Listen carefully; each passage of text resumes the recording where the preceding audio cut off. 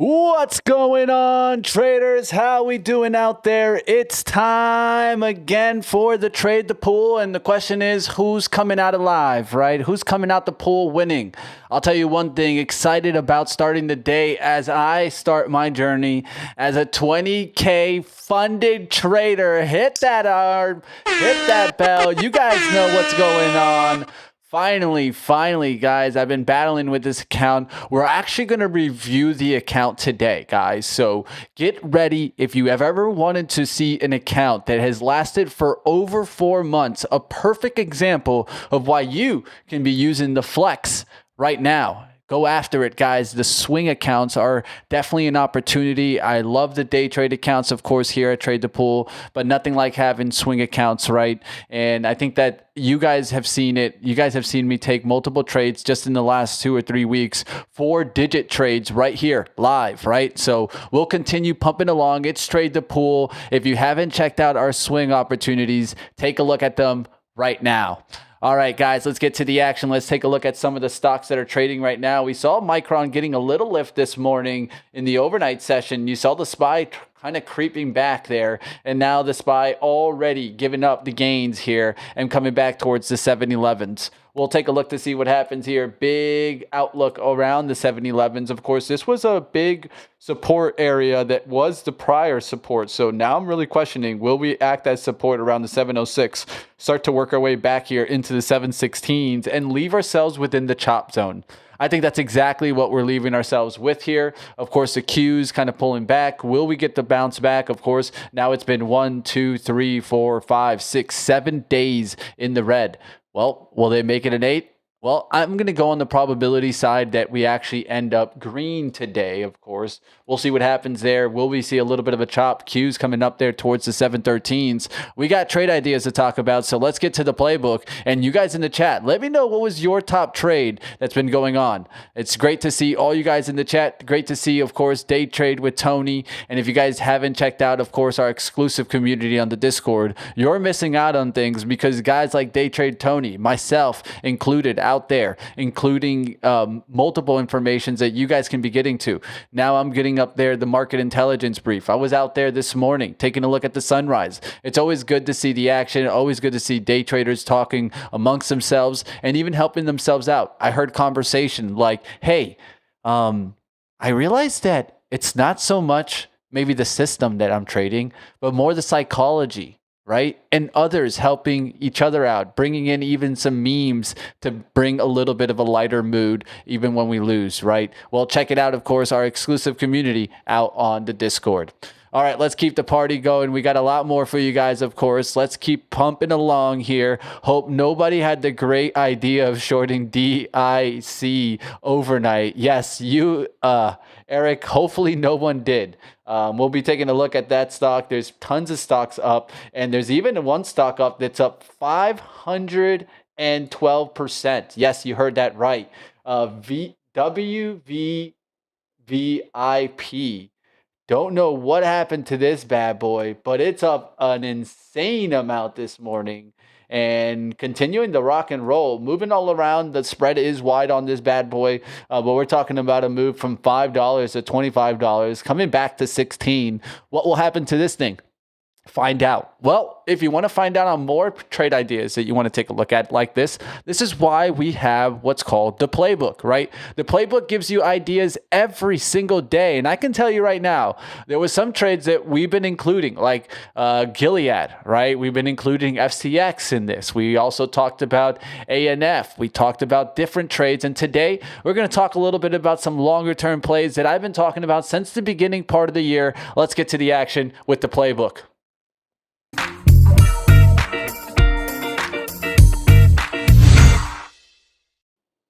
All right, guys, let's kick things off in the playbook action. Let's go to a trade idea here. What about a trade that I've been talking about all year that's been up? Are you ready for this? 70% for the year and a consistent trade. It's been Target. Target's had a massive move on the 4-month. This is a quarterly outlook. not a monthly outlook, and look at the action back, right? Of course, Target had come back down below 100s, and I felt like that was finally opportunity to start seeing things turn at Target. Even though everyone had this stock in the hole and put it down and put it out, well, now you're seeing it come back. This is why you want to sometimes take a shot on the area that nobody is willing to invest in, and now it's continuing to go now towards 170. And I first brought it up then where? At 110. So we're almost towards 100% move there. We'll see what happens there as Target continues to pump along. All right, let's keep going to some more trade ideas here. We got the next one up is going to be MasterCard.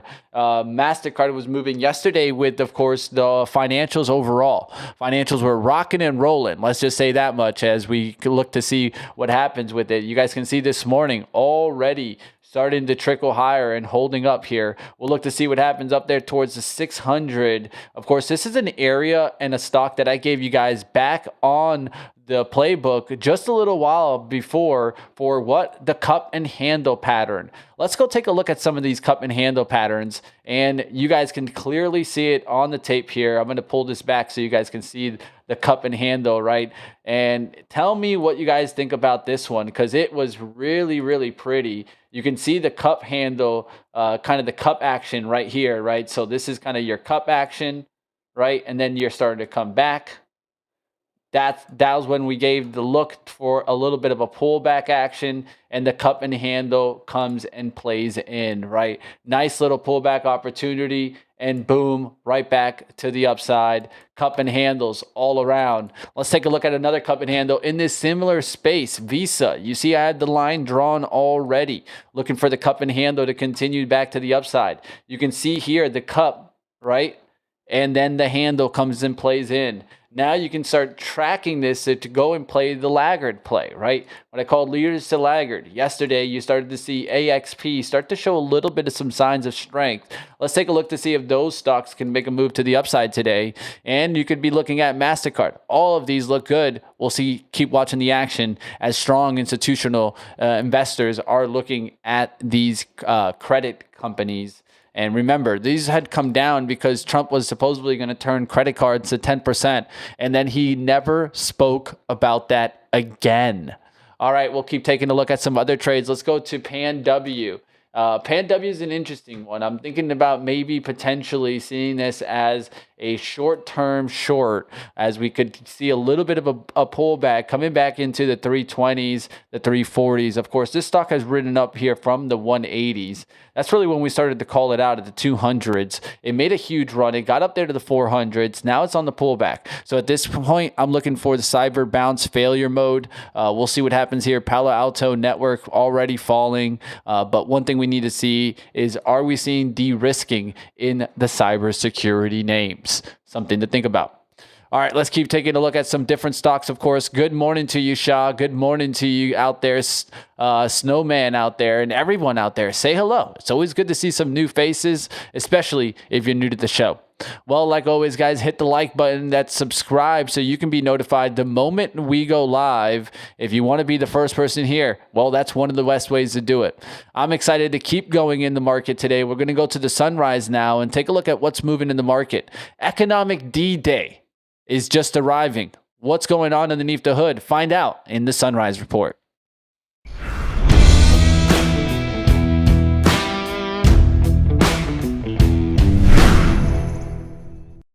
All right, let's kick off the Sunrise Report and talk about the economic D-Day as its arrival is here. And now we need to take a look to see what happens in the Shadow Fleet Suite. The BaSin, of course, designated brokers and vessels across 6 jurisdictions that explicitly held back one measure of oil markets was the pricing of what was going to happen off of this, right? Because there's going to be big reactions off of the sanctions that he's announcing here, right? So now we need to take a look. Secondary sanctions, of course, are on buyers, and crude has spent 2 sessions since bleeding out the war premium. We'll take a look at the action here. The XLE is dropping fast, so oil is showing us that, yes, this is having an effect on things, and we could see some things start to drop.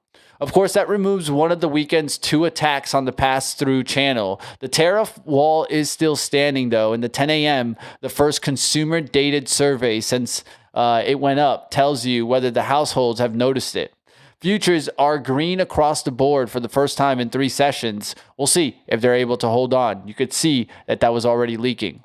And of course, everyone's just going to be watching what happens tomorrow. PCE, NVIDIA, and everyone watching also later in the week as we get Fed Chair. First, Jackson Hole is, of course, less than a verdict to tell us what is going on underneath the hood at the Fed. Well, we'll be looking to see what happens there. Of course, that is towards the end of the week. So let's go take a look to see what else is moving out there in the market right now. The Crosby did close down 3.12%. Just to note that. Let's go take a look at some micro news. We don't have to focus on that. All right, when we go into some micro catalysts, we have Dick's Sporting Goods down big this morning. Let's go to Dick's as DKS is down big, down 11.9%. Adjusted EPS came in here at $3.53 against a $4.38 a year ago. Well, of course, that came in on revenues of $5.5 billion, roughly 15% short on the street's bottom line. So the full year guide also came down with it, EPS to $10.94 and $11.94, with an operating income of 1.4 to 1.55. The split, of course, inside the business is the story. Dick's own comps ran 4.9%, while the Foot Locker pro forma comps were down 3.6%. And Foot Locker comp guide was cut to down 2% to 0%, or increasingly promotional footwear market and fewer launches. Acquisitions hit a $125 billion a year to date. Note what flattened the quarter was $59 million of IEEP tariff refunds. Right? So if they didn't get these $59 million in refund, they would have been deep in the red. $38.1 million of its attribution to prior year costs. The same one margin sweetener that has been kind of proning up retail names all month long. Shares printing here and now down 9 sessions in a row. Yeah. Dick's is on sale and going down. And this is also a proponent of what's to come in the future, right? I mean, yes, these sporting goods stores usually do well because a lot of times people end up going into the store. They actually want to feel the products. But in the long run, is it a successful model? The price action is telling us something. All right, let's keep talking about the action. NVIDIA, of course, up a little bit here this morning, but was already gapping down big, right? Down there yesterday towards 208. Took a big whopping right out the gates there, and now starting to try to bounce back. Can it get back above the 212s? Can it get back into the 215s? All thoughts to be had here with NVIDIA. All right, let's keep the party going. Let's take a look at MBIS. Of course, up 4%, roughly 220 from Monday's 210 close on becoming the first AI cloud operator to deploy the Grok 3 LPX inference accelerator and server, benchmarked at 34,000 output tokens per second, and about 4 times the nearest platform. Paired with its token factory stack, this is the demand leg of the AI thread doing exactly what it had done all month, confirming loudly, while the financing leg stays the open question. So there you have it, MBIS. Nice little bounce back. Of course, this recently had made an attempted move all the way up there to the 280s, 260s, right? So what I would be looking at this is I would be looking at the weekly chart. The weekly chart's going to clean this up for you. Whenever you get big actions on the daily, try to go back on the time so that you can really see where the support is. If anything, you can even go to the monthly, right? The monthly is going to help you even further than that, right? So we can even add the monthly. I don't know why I don't have the added monthly. So let's just show you how you do that. You hit the edit, you go to time, you're going to go to the minute, you want to go back to the day, right? Or you could just do month and just do 1 right? So it doesn't really matter what you're doing, but let's just go do month. Let's add to the favorites, right? Now it'll be right here. You can pull it up there closer towards the week, right? And then boom, now we have the monthly, right? The monthly shows me more and more where the true support is, right? The true support for this stock is down here towards this area, right? The 160s, the 170s, and now starting to hold 180s on comebacks. So right now I'd be looking for it to hold 180s and keep trying to make attempts back there towards the 280s.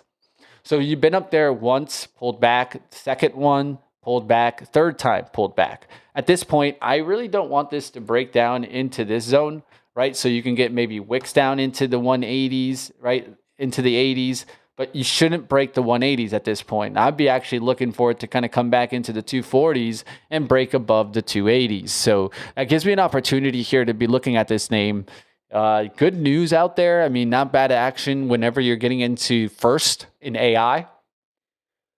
So I think at this point, we got to be looking to see that this name is a retail favorite. It's definitely going to need to see a little bit of some cues kind of play in, the energy playing. But I think this is one name that you can't get off the radar. You can't get it off your charts. And you're looking to see when's the next move right back towards the 260s and 270s. I'd actually be looking into try to fill this gap some, right? Try to give me a little bit of a wick down into closer to the 208s. All right, let's go to BABA. Of course, this one was already getting some losses, but extending the losses now and continuing down. Of course, it did an equity raise just yesterday, and the stock is still marked lower for it. You're seeing Alibaba jump down from the 130s, and I think one thing that we can't forget, though, isn't Qi coming right now, right? So I think that's something to look at, right? Let me just confirm when Qi's supposed to arrive here. So Qi's visit to the U.S. And I'm just confirming the date here for us. It's right now scheduled to be on September 24th. So don't forget this, right? That a lot of times the stocks will have a tendency of doing what? That it starts to drop fast and then starts to come right back. So I think this is something to look at, right? Of course, the Trump summit is going to be happening. It'll be happening on September 24th. And I think this is something interesting to think about. Of course, he will be visiting a 3-day trip to the United States. All right, so we'll look to see what happens with that. Can we get pullbacks in China stocks? And be looking to maybe play that on some bounces. It's not a bad way to think about it, right? All right, let's keep taking a look at what else is in the kind of docket for today. August consumer confidence coming in at 10 a.m. That's going to be something to watch, of course, as we get some economic data. Of course, the conference board in August read was the only scheduled U.S. number today with a standing to move a tape, right? Well, we'll see what happens there. July printed a 90.8 against 92.4 expected, down 1.4, right? So the internals were worse than the headline. The president situation index fell 3.6%. 3.6 points to 114.9, a third consecutive monthly decline. While the expectation index sat at unchanged at 74.7, below the 80 line that has historically signaled recession. So at least the consumer confidence is still showing those signs of recession. The question is, will the economy ever get there, right? Not really, at least for the time being. Right. The one bright spot, though, was the 12-month inflation expectations were less elevated in July than the previous, of course, take in June. Right. With 61.3 of its respondents still looking for higher rates ahead. We'll see what happens there in August consumer confidence. That comes in at 10 a.m. and don't miss it. All right, let's take a look at some different trade ideas. Of course, you got some more trade ideas in some earning stocks that we'll be reporting tonight, guys. Don't miss it, of course. There's Intuit after the bell. There's Zoom after the bell. So there will be some earning stocks right here that you don't want to miss out. And let me know who's making their way over to the earnings stream. All right, let's catch up some stocks in the chat. What's going on out there? Casablanca said the short, cheap Chinese junk that ran from obvious fraud. Well, he's not wrong, right? I mean, majority of the times, that's not going to be a bad way of approaching it. What's going on? Day trade with Tony. You're in the third, but also a few others. I'm in fifth. World Cup, I got 25K becoming third with others. Well, hey guys, if you guys like giveaways, don't worry. Money Mitch is working on one way to have some fun. If you guys like some fantasy football, stay tuned because in the next coming days, I will be announcing a fantasy football league for right here for your trade the pool. And I'm looking on trying to give a nice little giveaway for the first, second, and third place winners. So if you're looking to have some fun and talk a little bit about some football, hey, well, let me know in the chat if that's something that's up your alley. Of course, we'll keep pushing. We'll keep taking a look around to see what else we can find and keep pushing to the next level. It's good to see a bunch of you guys talking about different stocks in the chat, and there's so much to talk about. Well, I'll tell you one thing. I do have my traders on here, and they're ready to get to the action. So let's keep it going. Let's go ahead. Let's bring on Michael Doss. Let's see what's going on in the market and see what we can come up with. Of course, guess what? We also got Airplane Jane that's going to be ready in the back. So don't go anywhere, guys. Our traders are here, ready to keep the party going. Of course, Money Mitch has been trying to stay on fire. Now I'm kicking it over to the quant because even I'm confused here on where we're heading. It seems like we're in choppy waters. What's going on, Michael? What's going on? Not gonna lie, I just got back from taking the kid to the dentist, so I haven't been watching too much, but I know we're up today. So that might be better. That might be better because you're in a like I haven't like been pushed by the media, right? What are the charts telling us, Michael? What are the charts telling us? If I know anything that the media has told me, then it's completely and utterly against my will. Like I don't find there's any value in knowing that. But you know, so far, yeah, we're up. But look at right where we're stopping. These are the lines we drew in here yesterday, just to show that this range has been in. We came right up to that high, and we just kind of hung out. And you know, we're going to be really beating this dead horse, I'm sure, until tomorrow evening. But we've got NVIDIA earnings, which, as we went through yesterday, is 10% of the Qs and 10% of the SPY, roughly. I think it was like 8.5 or something, but just call it 10% of those markets. And when you have a binary event like that, you're not going to have a whole bunch of large institutions taking huge bets right now. They're going to wait a little bit. And they're going to wait a little bit to kind of, once they can do their math, once they can, they can nerd out for a while, then all of a sudden it's going to be, okay, let's actually take our bet on the other side of things. And, we saw that yesterday when we were going through the COT data. All the shorts had covered, all of the longs had also sold, just across the board. Everyone was kind of unwinding positions to kind of get to this neutral state. And it makes sense, right? If you look at the market from a long term, this is the prior high, kind of right in this area. We broke that prior high and we came back and looks like we're testing it. That to me is just indecisive kind of pullback action. Let's see if we find buyers in here. Yesterday was the same old story that we always heard, in which the Qs, like let's just, again, I'm trying to teach you guys relative strength. Right? The Qs are always going to be up more when they go up. They're going to be down more when they go down. That's beta, right? That's how much they move. So just you find anchor points. So let's just anchor here to Friday's low, right? We had a bearish day on Friday. Let's see what's going on. So if we look at the SPY and you anchor that to Friday's low, well, it hit Friday's low and it bounced. Right, we're way closer to an all-time high. And most of these anchor points, you're going to show, okay, strength in the SPY and then relative weakness in the Qs, right? So here's that prior low on the Qs. We broke that.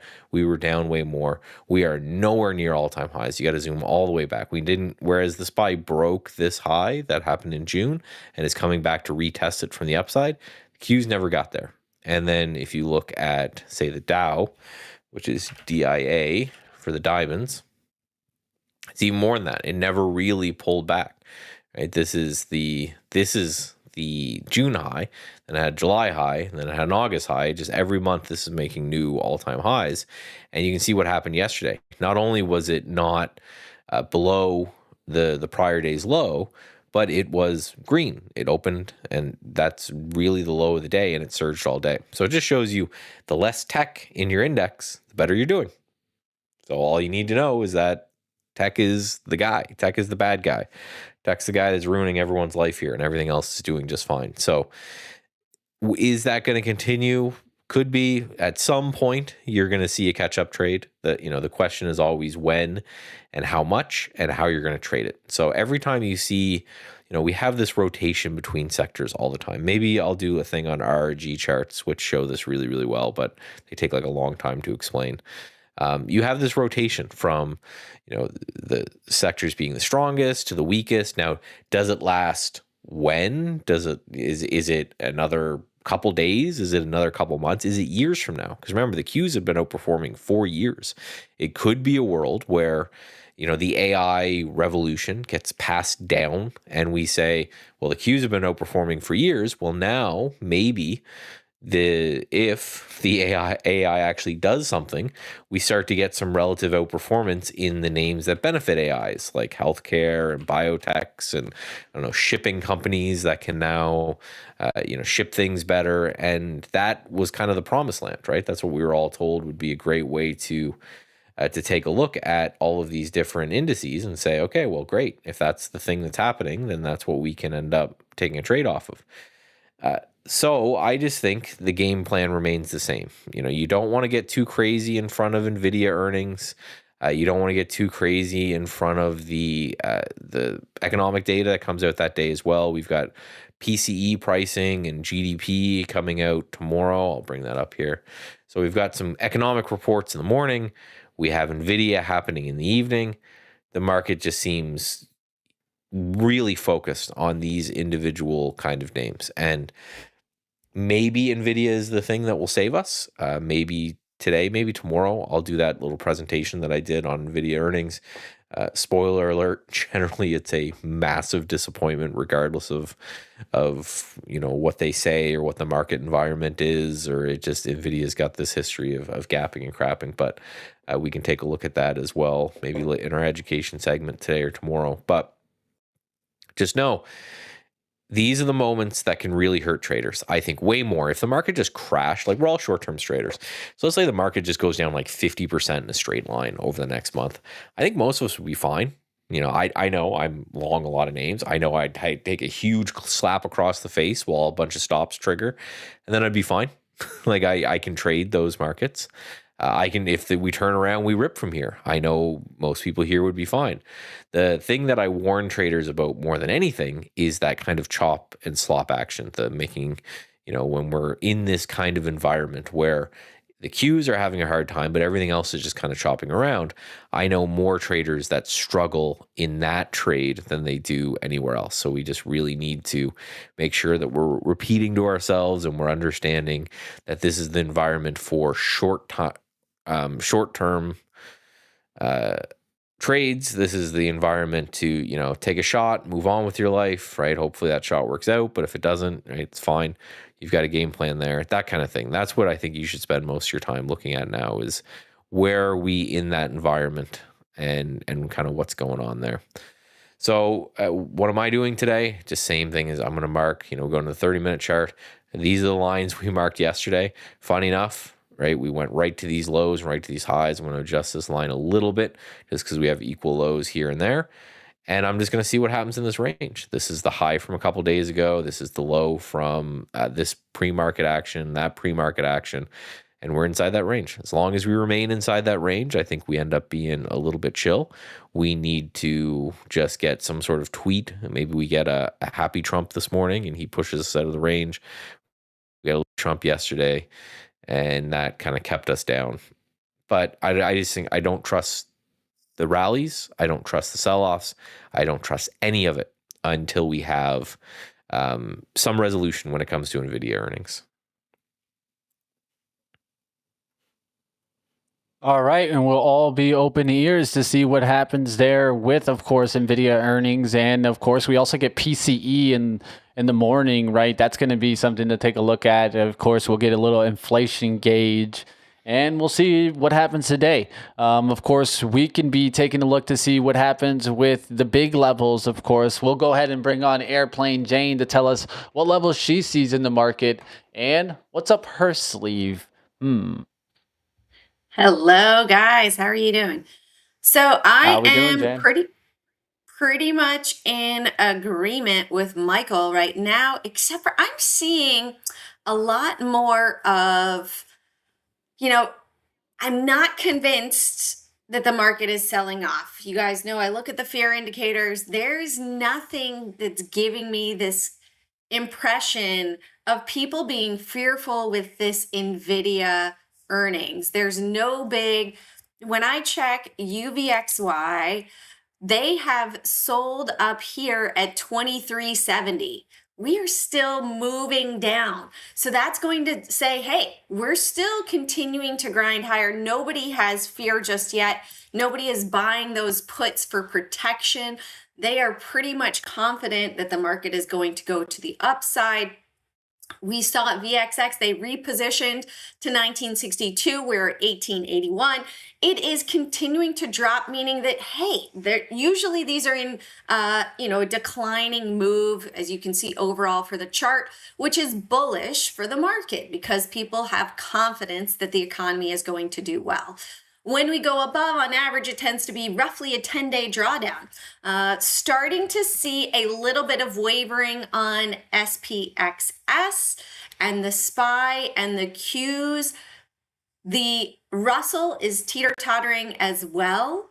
So getting 3 out of the 4 of the inverse indicators, giving me a small indication. But as I said, we tend to have at most roughly a 10-day drawdown. So right now we're 5 days into this, and we could easily see, so this is SPXS, we could see that we have this reversal happen. SQQQ as well. They could simply be dropping, they being the big guys, the institutional traders with all of the money, dropping. Now, one thing that I am noting is that we have 6 quarters right here. So we're at a point with the Qs that if this drops, it will drop hard and fast. But if we go right below 37.75, we're going to go to all-time highs for the Qs. So it is a bit of a cautionary tale to be caution with the market overnight tonight, because we're right at the point where they have their big money for NVIDIA. This could go up or it could go down. We're not 100% sure, but whatever is going to happen, the SQQQ positioning to me with so many quarters right there is saying, hey, this is going to be a big move. Everything else is pretty much showing me that this market is going to continue higher. We have MAGX, or MAGs. We've got the MAGs that they just sold. Excuse me, 68.52 is their price level. We are reversing here as well. So we're starting to see that curl. We're not above it yet. If we close this week above 68.52 for the MAGs, that's it. We're going to all-time highs for the market and for the Qs, I believe, by the end of the year. When we look at RSP, broader market, they are still buying, right? So they are still buying in this environment. The broad market, like Michael was saying, the tech stocks at the moment are getting that pause. That pause typically happens when they are positioning their money. They're rotating it potentially. TLT is up above 82.75, but this could easily reverse right here as well. So at this point in time, I'm waiting to see what happens with NVIDIA's earnings, because that could really be the catalyst for the market to rip higher. I am more long biased on this earnings than short bias, based on the fact that the bigger money at this time, excuse me, and the short volumes are showing me that people are not really going short at the moment. Now, if we're going to use that as an inverse indicator, then hey, then it's short bias. But I think that overall, the mix of signals, the lack of the put buying, the lack of fear in the market is leading me to believe that we're going to see a very big growth in this fourth quarter, as long as things continue in the direction that they are, that we are above certain levels. Yeah, I think that we are going to see higher highs. Now, am I going to bet the house on earnings for NVIDIA? No, I'm still going to be cautious and wait until after earnings. Just like FOMC, wait until the announcement comes out and then trade it once you know where they are going 100%. Otherwise, it's gambling. It's like going to Vegas, the craps table. You don't know what's going to come out. So wait until you already know and then trade it from there. So I like day trade with Tony's take. That's what I'm probably going to be doing with NVIDIA. Just saying, I'll take the strangle. I don't like selling calls, but I'll definitely probably do just sell the puts on it anyway, because NVIDIA always prices in like the most insane move that it never gets. In my studies, it was like it prices in, I think, a 7% move on average, and the move is like 2%. So it's, again, this could be the time, but it just seems like almost just such a high probability event that you're going to be able to get some. I wish I did it yesterday. We were sitting here talking about, as it was selling off yesterday, that I wanted to sell some puts on it then. But I was trying to be a good boy and wait a little bit closer to earnings. But I probably already could have been out and then recycled. So we'll do the whole thing if you guys want to see the data I put together there for NVIDIA. But it's often this really huge talked about event that ends up being a non-event. You remember when they used to like go to bars? They used to have like bar watchings of, you'd see all this footage from like New York and people in bars watching the NVIDIA earnings call and like freaking out like it was a sporting event. I think those days are probably over, and it probably ends up being more of a chill time.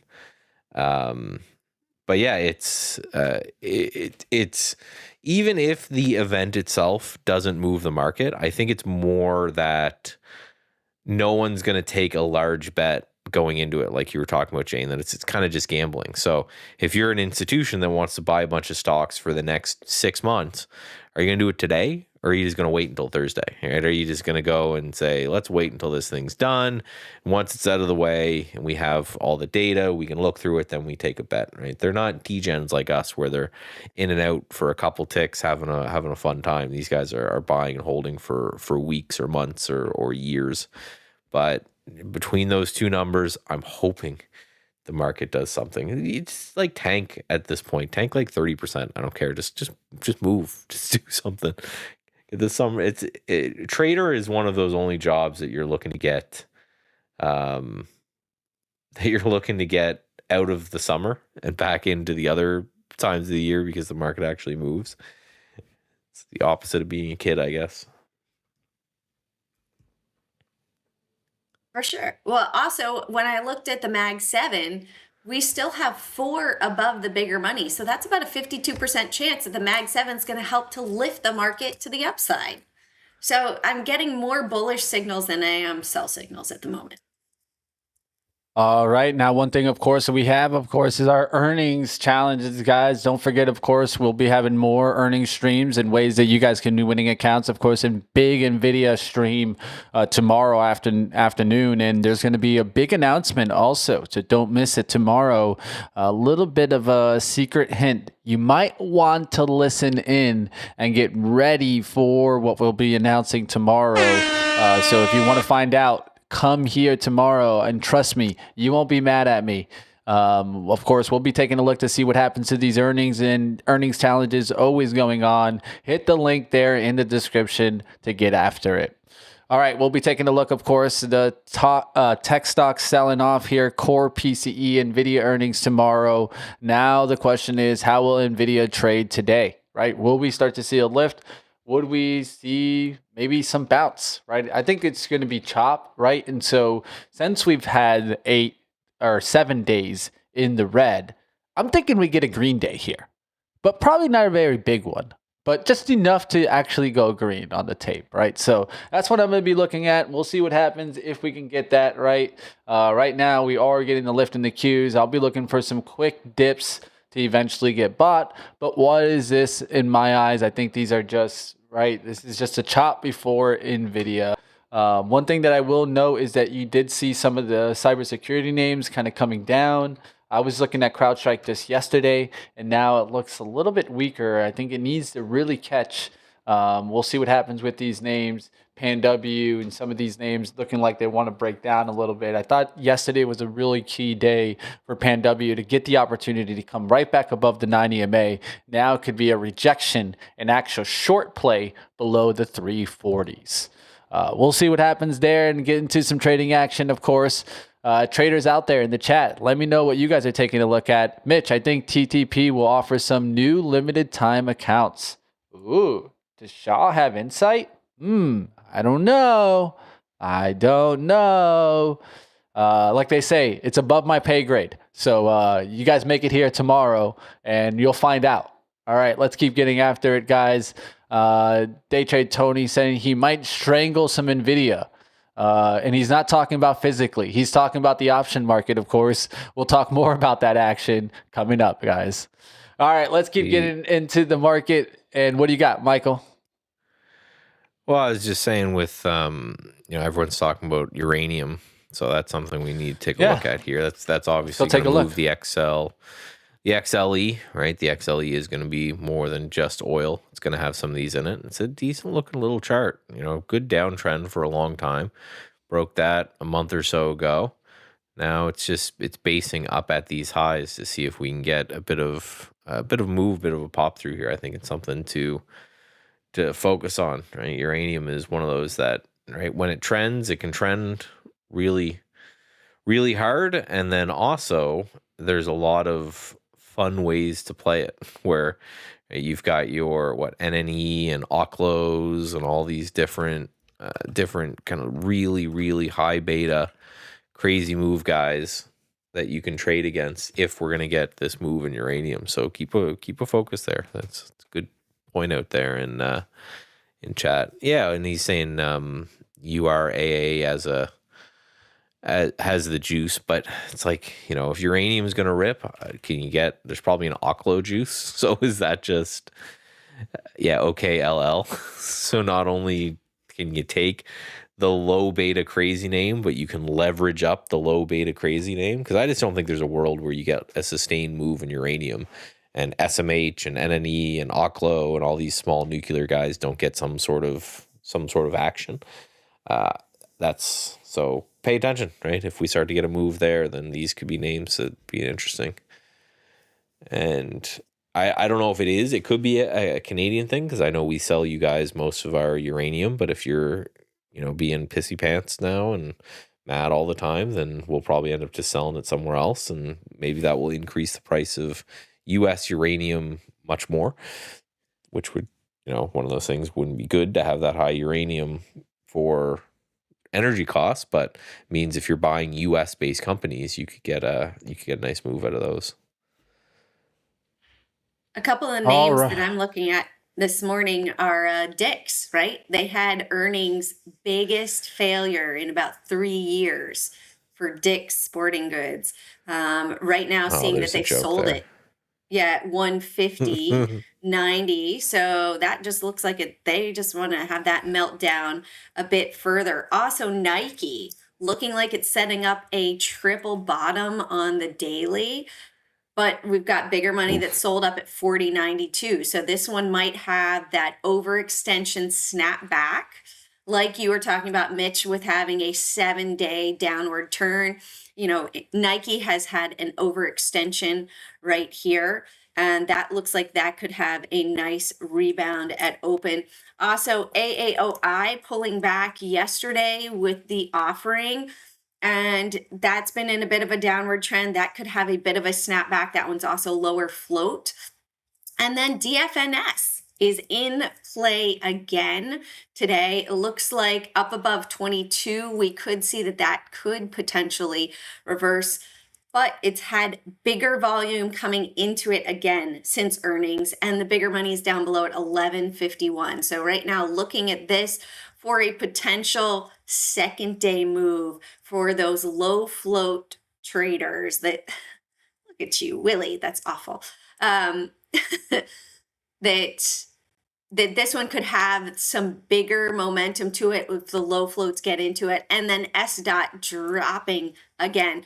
Also, we've got Nancy Pelosi's Intel and SanDisk that are moving to the upside. after the announcement of her buying into it. So those are a couple that look like they could have that reversal move to the upside. All right, guys, sound that alarm. Let's go to it. Look at what's on the screen, guys, here, and definitely hit the like button. Celebrating the 20,000K. And what do you see there? The live, not the demo, right? We're getting after it, guys. 20,000 funded account. Now going to get after it and see what we can come up with, right? Where can we make some good money there? We'll be watching to see what happens here. But definitely can't be mad.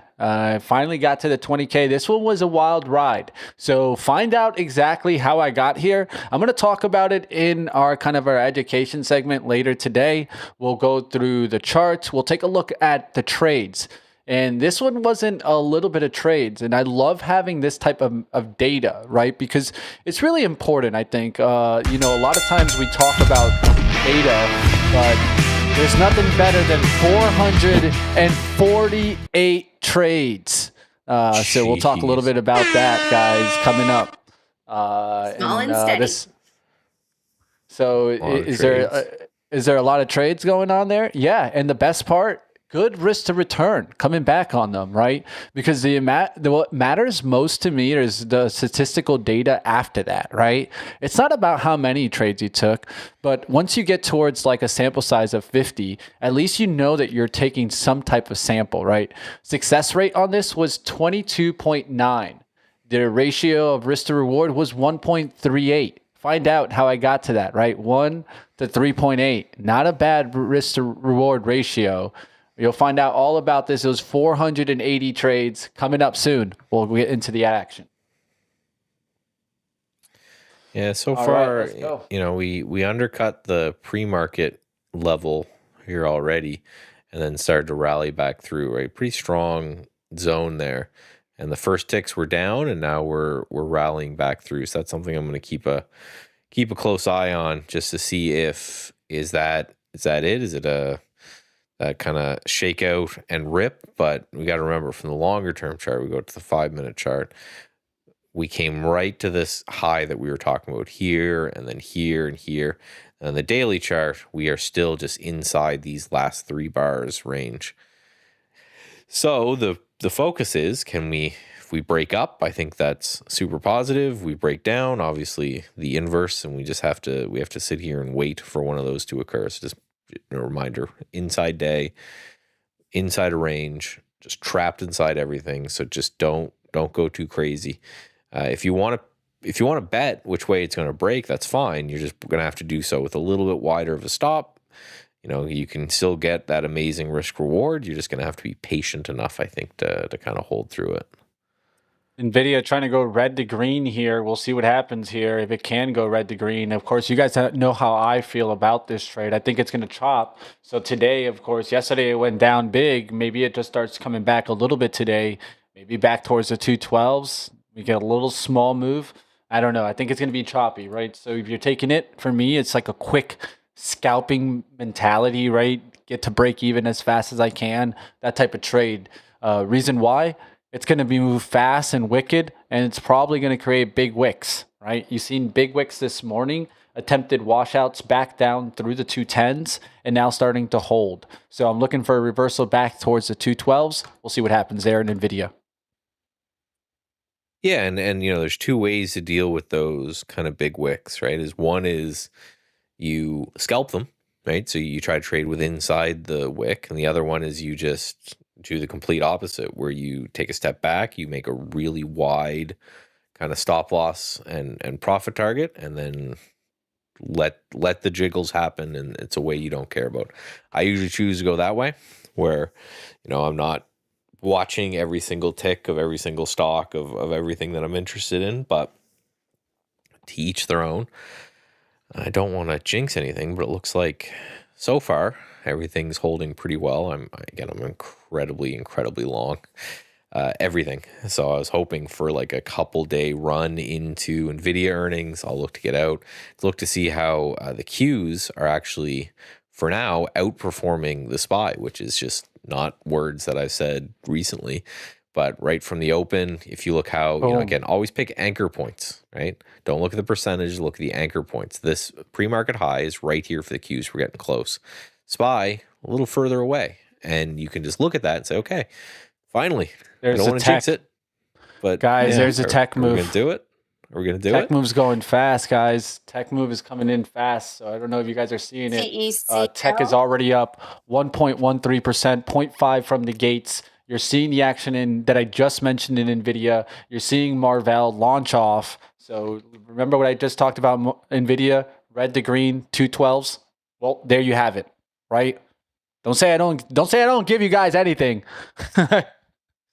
Literally, red to green, NVIDIA, right back up. This is the chop trade, right? So does it mean that NVIDIA is going to rip? Right there. Yeah, to me, it's going to do like it. Jane's given a perfect level. I would say like a little pop here and then a drop after by then, right? So it doesn't mean that I think it's just going to continue to rip, but hey, get after it, guys. Big ego indeed, Steve. And that's what you got to have when you can back it up. Back it the heck up. So, hey, Steve, don't worry. The big ego won't go away anytime soon. You can hit me up, MoneyMitch at TTP, if you think otherwise. Gotta feed that ego, baby. This is, you get better. And as you start to trust your skills, the ego can show itself. That's the key.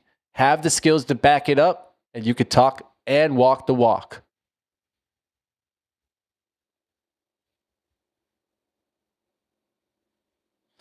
Getting after it, guys. And I'm seeing there it is. Almost 212s. 212s hits. Almost. Can we get it on NVIDIA? Can we get the 212s?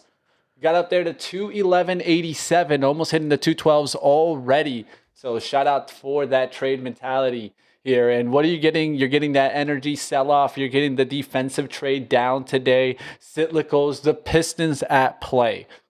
Healthcare yesterday actually ended up green. You're seeing a little bit of a choppy candle. Look at the wicks, our tricks there.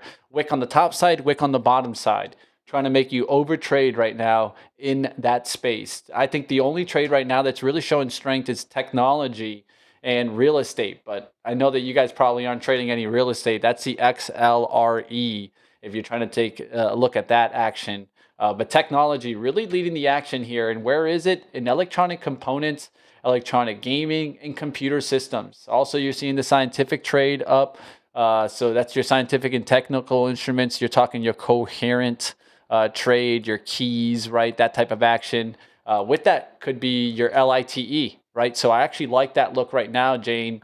If LITE could start to hold in, maybe come back up through on an attempted undercut of the 850s, coming back towards 854. Nothing from our boy Walter. No new big news here, which is good. Maybe, he kind of bummed us out yesterday. Maybe they can keep him asleep today a little bit longer. Q's got up to those prior highs, reverse from it just a little bit. So is that just a little pullback before we finally get through? And these pre-market highs are going to be a big deal, right? We had that, double top-ish looking action. Came up, right? 713, back down, 713 again, back down. And now we're trying to get back through that. So call it 713, 714. That's the number. So the first 5-minute candle was up, right? Don't get too excited about it. It could definitely reverse back down, but I just want a nice clean break through this pre-market range. That's what we need to see. If we end up getting that, then that's what we need. I want to take a look at DKS because I actually have my systems running some, and I guess it has a history of bouncing after really bad news.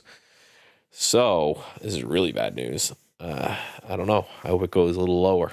So I don't have any yet. I'd like to buy some here.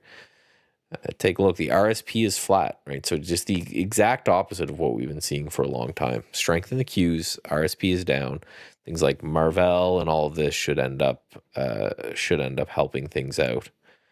But yeah, it's not very it's not very excited here, is it? Right, first 5-minute candle was up, and now we're back into it. I really want to see buyers come in on this pullback and push us back to that all-time highs to have any kind of faith that this is going to be a real thing and not just a little bit of a first 5-minute head fake here.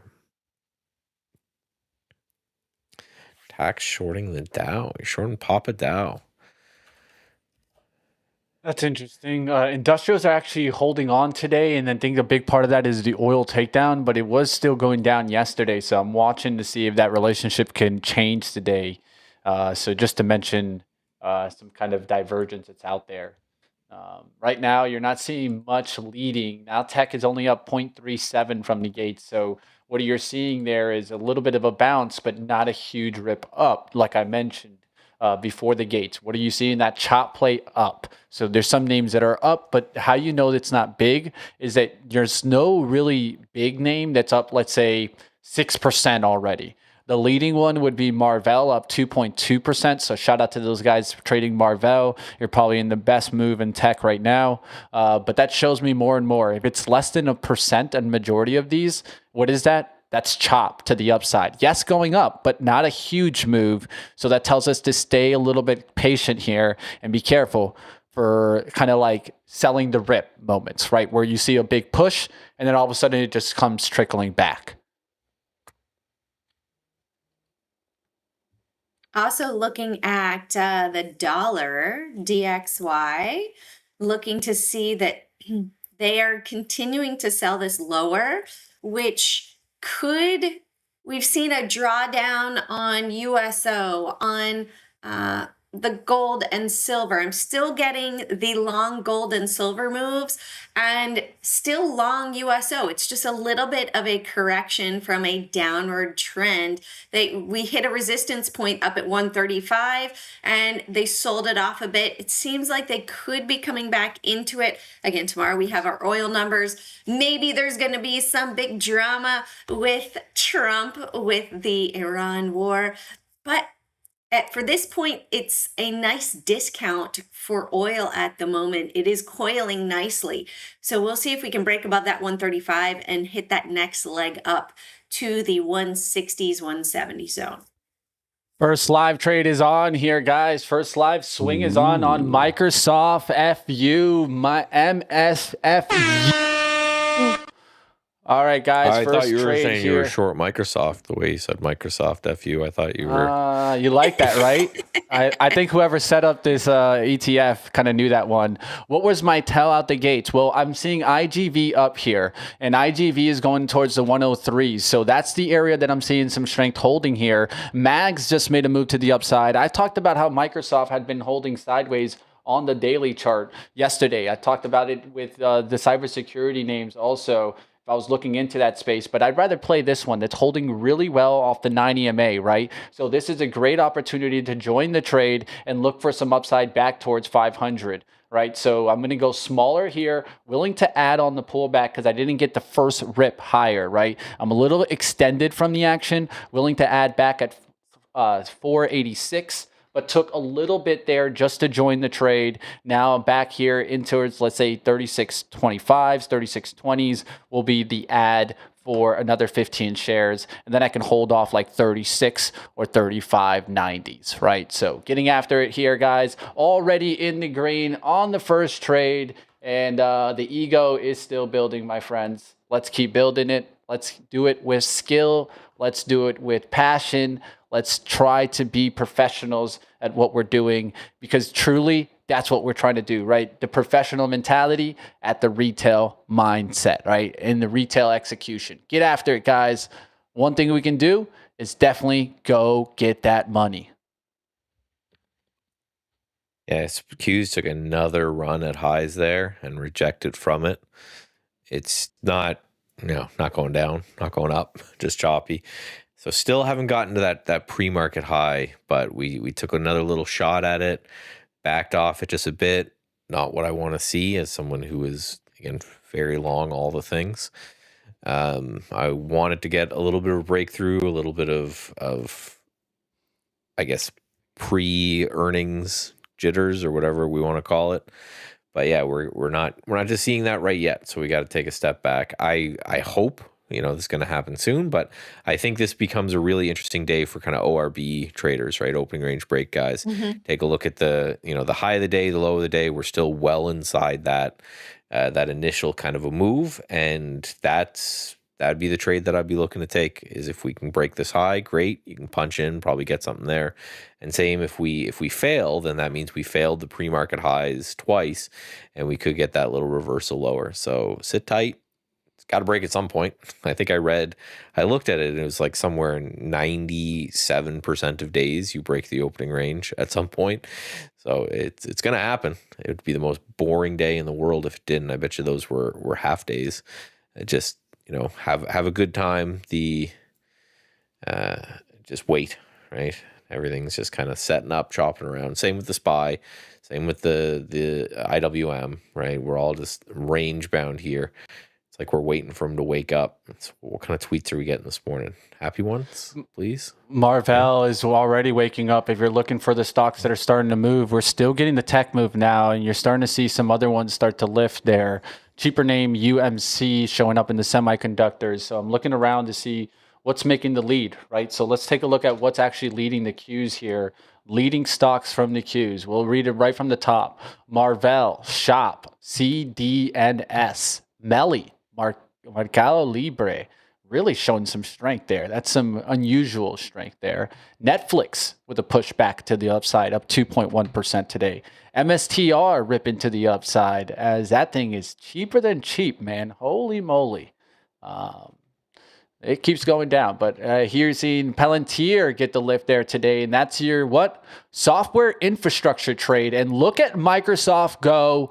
Let go my ego, because we are pushing up here now. 3669s starting to get the lift, and where you're seeing the lift, IGV. I'm seeing it in Adobe also. So software infrastructure really being the area that I'm seeing some strength here. Take Two on a little bit of a push. Dash getting a little bit of a push there up.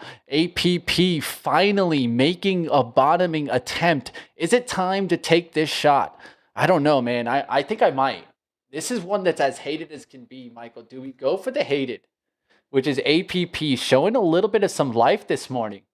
I always go for the hated. This is the most hated one right now, Michael. It is literally, the chart is as, look at the chart. I mean, this is a dumpy type of chart too, right? Like it's come down. It was a $741 company just a little while ago. It's down about 58.9% in 10 months. So is this the bottom here for APP, AppLovin? I don't know. My man Kramer, I think, was up here when it was up here saying it was the best stock to have. Of course he was. The him selling his Bitcoin. I don't know if you've probably seen that chart going around. The day that he came out and he said, "I sold all my Bitcoin," was the low.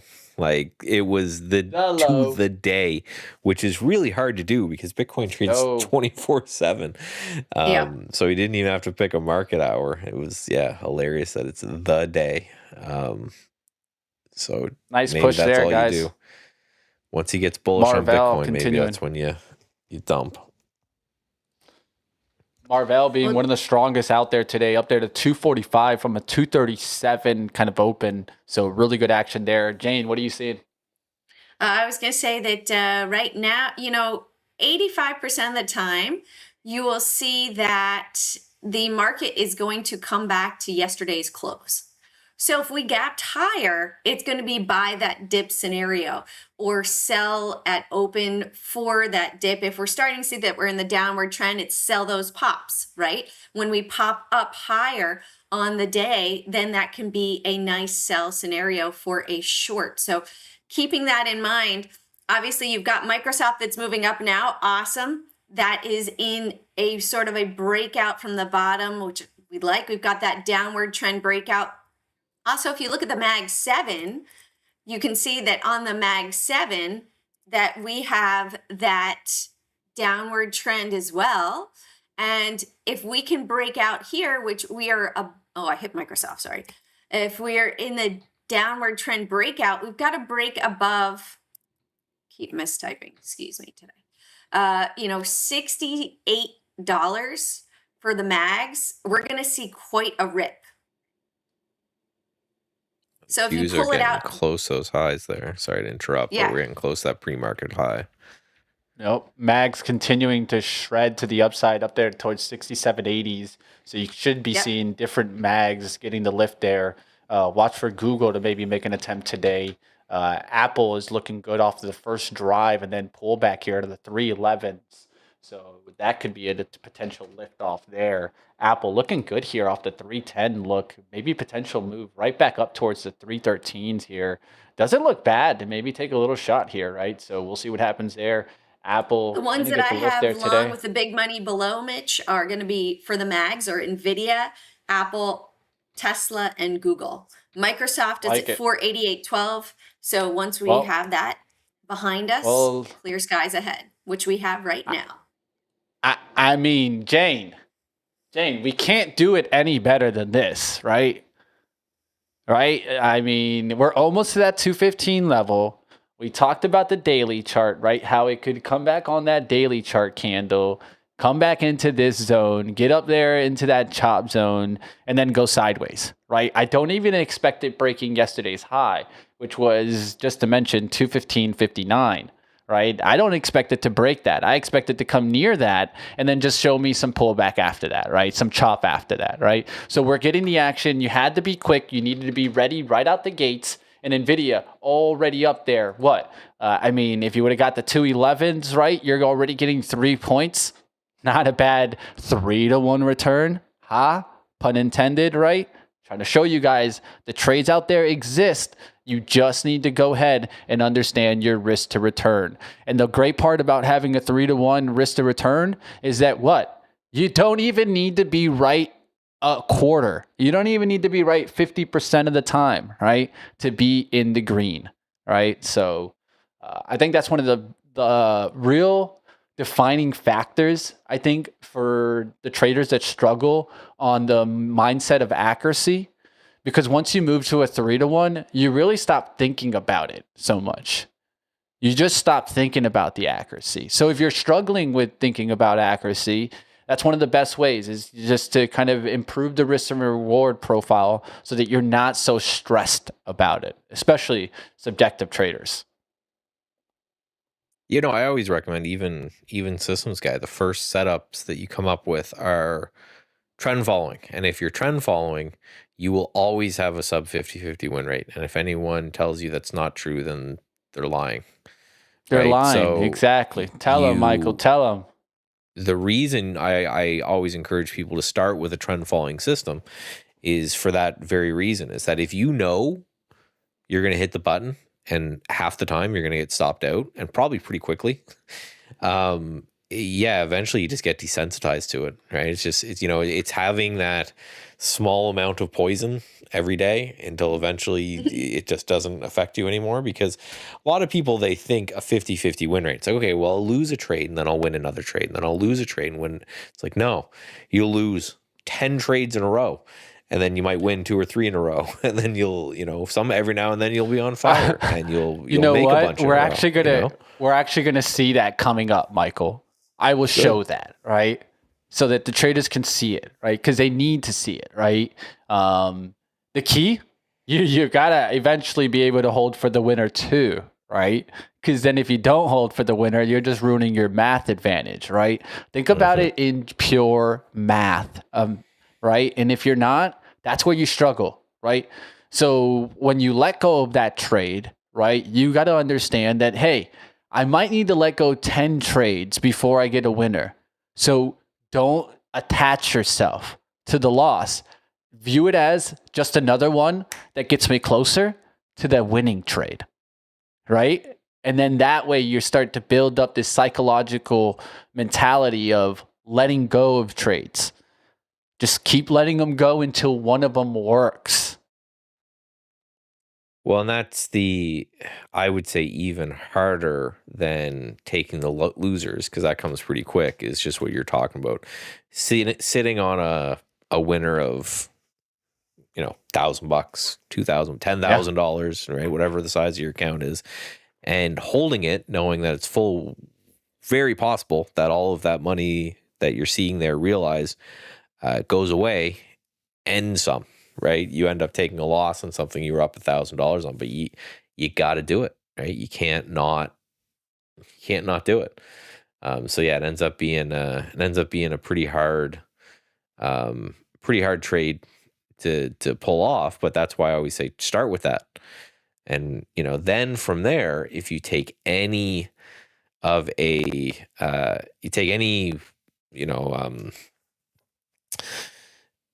or mean reversion setup, something that's going to have a 50, 60+% win rate, and you add it to it, then all of a sudden you've really smoothed out those returns, but you've kind of prepped yourself by doing the hard thing for so long, and you're fine with it, right? So taking a little shot here on a Qualcomm long here, guys. This is Qualcomm leverage. I'm getting the juice here, guys. CQCMU. So going with the leverage name here, guys, only 20 shares, small amount, to see if I can time this one. Reason why, I've been looking at this daily chart for a very long time, and I love daily charts that get sleepy after a big move. Because essentially what you're telling me is the volatility is contracting and getting ready to rock and roll again, right? This stock had a huge move. Of course, Qualcomm has pulled back, gone sideways, needed to get back above the 20 here on the leverage. But if you look at the overall trade, I'm going to look to see if Qualcomm could start to make a move on the daily. This type of move, you see how I already had it drawn in my mentality, right? So I might have missed it once. Doesn't mean that I can't get after it again. Just need what? That same look, right? Look at the look that I was looking at here, which was the undercut and rally. Just what happened yesterday, undercut, now I'm looking for the rally. It would need to be showing me 165 today by the end of the day to show me that I timed it right? So it's always about conviction. Conviction's going to be if it's at 165 today, right? That will let me know that I timed this trade right, and I can start to add and build the position up in QCMU. We'll see what happens there, guys. Get after the day, get after the trade, and let us know what you're trading in the chat. Right. So I am going to be buying some DKS here, I think. I'm just going to wait, grab a 5-minute chart or a 15-minute chart or something, and wait for the first sign of any kind of bullish type action, because it's done some math on it in the background, trying not to make jokes, trying to be a grown-up, responsible human, but just, again, oversold. Remember what happened on this earnings, right? Why is DIX going down? I'll let you guys know. I let everybody know in the Sunrise report. Sunrise report gave you guys that DIX is going down here because of the Foot Locker comps. Don't forget they bought Foot Locker, a really struggling business, and they're so the business is struggling so bad that the comps they gave were already low. And then this report came in and they realized they needed to lower the expectation even further. That's why you're seeing the dump off, right? So when you go and you buy a company that is really struggling, you need to turn it around fast. If not, it's going to start attaching to your price action. And that's exactly what's happened here in DKS. So in my eyes, I don't know about you guys, I can't buy this with a 10-foot pole. If you guys want to get after it for a reversal trade, get after it, traders. But man, you bought Foot Locker. What the hell were you thinking, dude? What the hell were you thinking? Well, when you also see that Nike is down at the same time as DIX with Foot Locker, you've got the two, sneaker stores that are just sort of going to the graveyard. Yeah, it's just, right, and I would agree with Tax says. What Tax says, Dick, too much room to sell things not wanted. 100%. And the truth is, in majority of these sporting items, you can always get cheaper online, right, than Dick's, right? So the only thing that keeps you in Dick's is like, eventually you want to maybe try something on so that you walk into the store. But how often do you go to a Dick's? I don't think there's someone in the chat that could tell us they've been to a Dick's more than 2 times a month, ever, probably, right? So I don't know. This business is not for me. And I think in the long run, why would you go and buy Foot Locker, a struggling business, right? That is only doing one thing, marking down shoes, All right. And I don't know about you guys, but markdowns are the way that really we've seen the biggest disasters, right? The Bed Bath and Beyond and those types of names. You can't just mark yourself down towards where people stop buying things if it isn't on discount. That's how Foot Locker works now. When people walk in, if they don't see a sale on the shoe, they're not buying it. All Well, right, I think that's the state of the at economy. Go for it. 136.83. So Day traders swing. the stats show roughly Good Lord, that 8 looks days, like 2 weeks. 2 weeks. That candle this is the definition of buying the knife. So Michael's doing the exact opposite of what the book tells you. I'll tell you guys that. That's why I can't do this. I can't do this because every book tells me off for $33. I took it off. I'm waiting every until I book see tells a me reversal on the if I 3 pick minute. this, it turns into the blood diamond decision. Do I want short sleeve or long sleeve here, dude? Because I don't know if I want to just catch the knife. The knife is the hardest trade, I think. This is like shorting penny stocks, but going long a dumping stock, right? You have to know how to do it. You have to have a system. That's all I gotta say. say. The guys who wrote the books made a bunch of money trading. They're not going to write the books, right? That's how I always look at it. The books, they're not going to put it in the book. So no, it's in the CMT though. So you don't trust the CMTs? That's what you're telling me? Well, no. It's for what it is. I'm not gonna get any CMT to tell me. So this is the stats right here. So the gray area going is the for baseline. the ad in Microsoft soon, guys. If it can cost up there towards 3680s, just want to let you guys know before I do it. Go ahead, Michael. So this is a random. The shaded area or the light area is a random day, because you always got to compare it to some amount of randomness to make sure you're getting alpha on top of randomness.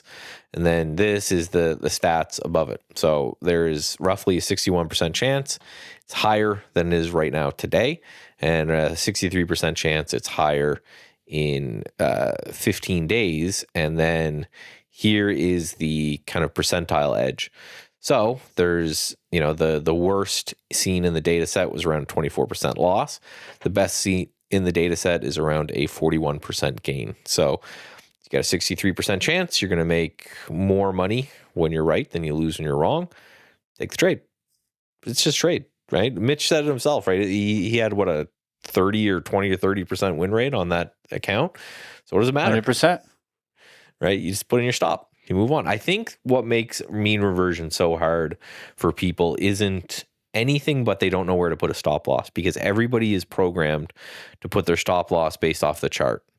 And so how is the stop loss calculated on this? Just ATR. So this has nothing to do with the chart. I know roughly how much these things are going to wiggle and how much they're going to move in this trade.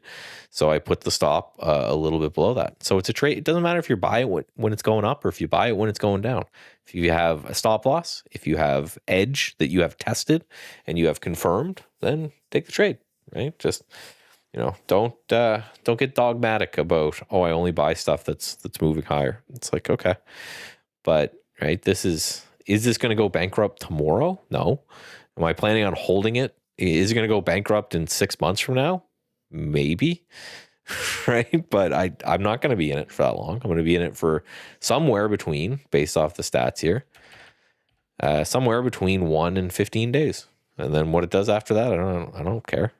I don't even know if I have one of these around me. So there you go. The only thing I'd be interested is, I thought I had, hold on, let me look. I really don't want to Google just Dick's Nova Scotia. I don't think that's probably something I want in my Google history here. Dick's Sporting Good. I was about to bring it up. I think that's a good use for private. I'll look it up for you. All right. That's what I call the opposite of a boner candle. The opposite of a boner candle. Stores. Here we go. The stores, yeah. Jesse, you walk in with Dick's. No, we don't. That's what I typically do. Yeah, let us know what you find, Jane. I'm like, that's a good thing yeah, to I just Google see on them like in the hold on, let me incognito pull it up. browsers. Just Huh? sees them. Uh-oh. I Willie don't Hayes, see she'll look. any in Canada. There's no dicks in Nothing Canada, huh? in Canada. Now that's funny. Ha ha ha ha. Yeah, I I just knew see it. them south of the border. Okay. Yeah, that's Can we about tariff right. Maybe it's that? Sports Check. I think Sports Check is our Can we You tariff guys that are one? sad. deal. All right, on that note, I'm out. Later. Bye, On James. that note, All right, we'll keep you're it out, clean Jane. now. Bye, guys. See So ya. All right, these, Jane's gone. Make it dirty. So do these guys just do shoes? Because I know our sporting goods store, I spent so much money on like hockey equipment. No, Dicks, There you is just one. talking I Dicks thought do there a was ton of one. stuff. They you know what the have a ton of problem stuff. is, right? You know what the Hockey problem is, right? equipment. They took out the guns. They took out the guns, dude. That's what that's what you go. That's why you go to Bass Pros, all right? Sports Authority Pro used is to a be. lot. So Bellas. Dick's, tell me if you guys remember about Sports Authority. Do you guys remember that Oh, store? Yeah. Of course. Chat, let Yep. me know. Chat, do you guys I remember know. that? Tell me that's any different than a Dick's. You know what I mean? There's nothing different here. And let's look at the cheap one because we're not talking about it. That's Academy, right? You could there's a Academy, which is the cheap sporting store. What's the ticker here? I always forget it here. Let me look it up here. What, ASO? I think that's is that ASO? It might Academy be. I just- Sports and Outdoors Inc. Thank you, my friend. That's exactly it. ASO. That is the competition, direct competition for cheaper God. products. They literally look at Dick's price and they like undercut it with everything. There's a reason why I go to it. I have the stores literally right next to each other and I just go to the cheaper store, right? Why would I go and spend more on the same product, right? Like it doesn't make any sense. So they undercut them like nobody's business. The reason why? The stores just don't look as pretty as Dick's. I just think Dick's just spends too much to make their stores look nice. But Academy just says, we're going to make our thing look like Walmart. Sure. and you're Sometimes going to boring come work. in and buy it. You're going to come in and buy it, dude. We might not even have a person that walks around, but you'll still come in and buy it. We'll see what Exactly. happens. I honestly think Dick's is all about, it's not the business, it's that Foot Locker acquisition that's really just wrecking it. Yeah, that could I don't be. think anybody understood it. Everybody was like, why would you go and buy that? The moment it happened. And then now the earnings report comes out. And what would you think if you were a Dick's investor? And your first thought was, why the hell did you buy that? Then this earning report comes out and you're like, dude, really? Why did you buy that? Right? Like, this is a dying business. What did we gain? What did we gain is the real key. Like if Foot Locker had their own shoe brand, I would kind of understand that, right? But Foot Locker is a distribution method of shoes. And what have shoes gone to? Shoes are more your D2C model, direct to consumer model, right? So if the idea is now to bring brands directly to the consumer, why on earth would I buy a company that distributes shoes? Like they don't even get access to the good Nikes anymore. Nike cuts them out. Nike says, no, we'll give you this like off-branded, we'll give you the ugly colors. And if you want the best things, you got to go straight to Nike. Yeah. So why would you buy this company? Right? I don't know about you guys, but it makes no sense. I just got in a short for it. I just started shorting it. Why not? Let's short it more. It's still falling. Well, we could get Deckers, right?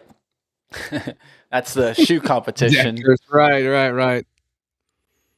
Yep, Deckers. that's true. But that's also going down too, man. Nike's going down. I don't know. Nike's I been don't- going down. Yeah, that's These, so true. These sporting goods are not doing They're in- well. Look at they're Under in Armour. trouble. Under Armour's going to go bankrupt. Yeah. I'm calling it here. And goodbye to Under Armour. And it sucks because we're talking about literally the best material that has ever come out for like sports that like actually makes sense to wear, right? Even in heat, like you can wear these and they'll like keep you cooler, right? But then Under Armour started to get in shoes. They started to pay athletes a whole bunch of money, right? And that's how you ruin the business. You get too big for yourself, like DKS is doing here, and then now you're making the wrong business decisions, right? There's always when a company can try to get too big and then almost wreck themselves. Nike's done this itself, right? I mean, the Nike brand is just it's like deteriorating.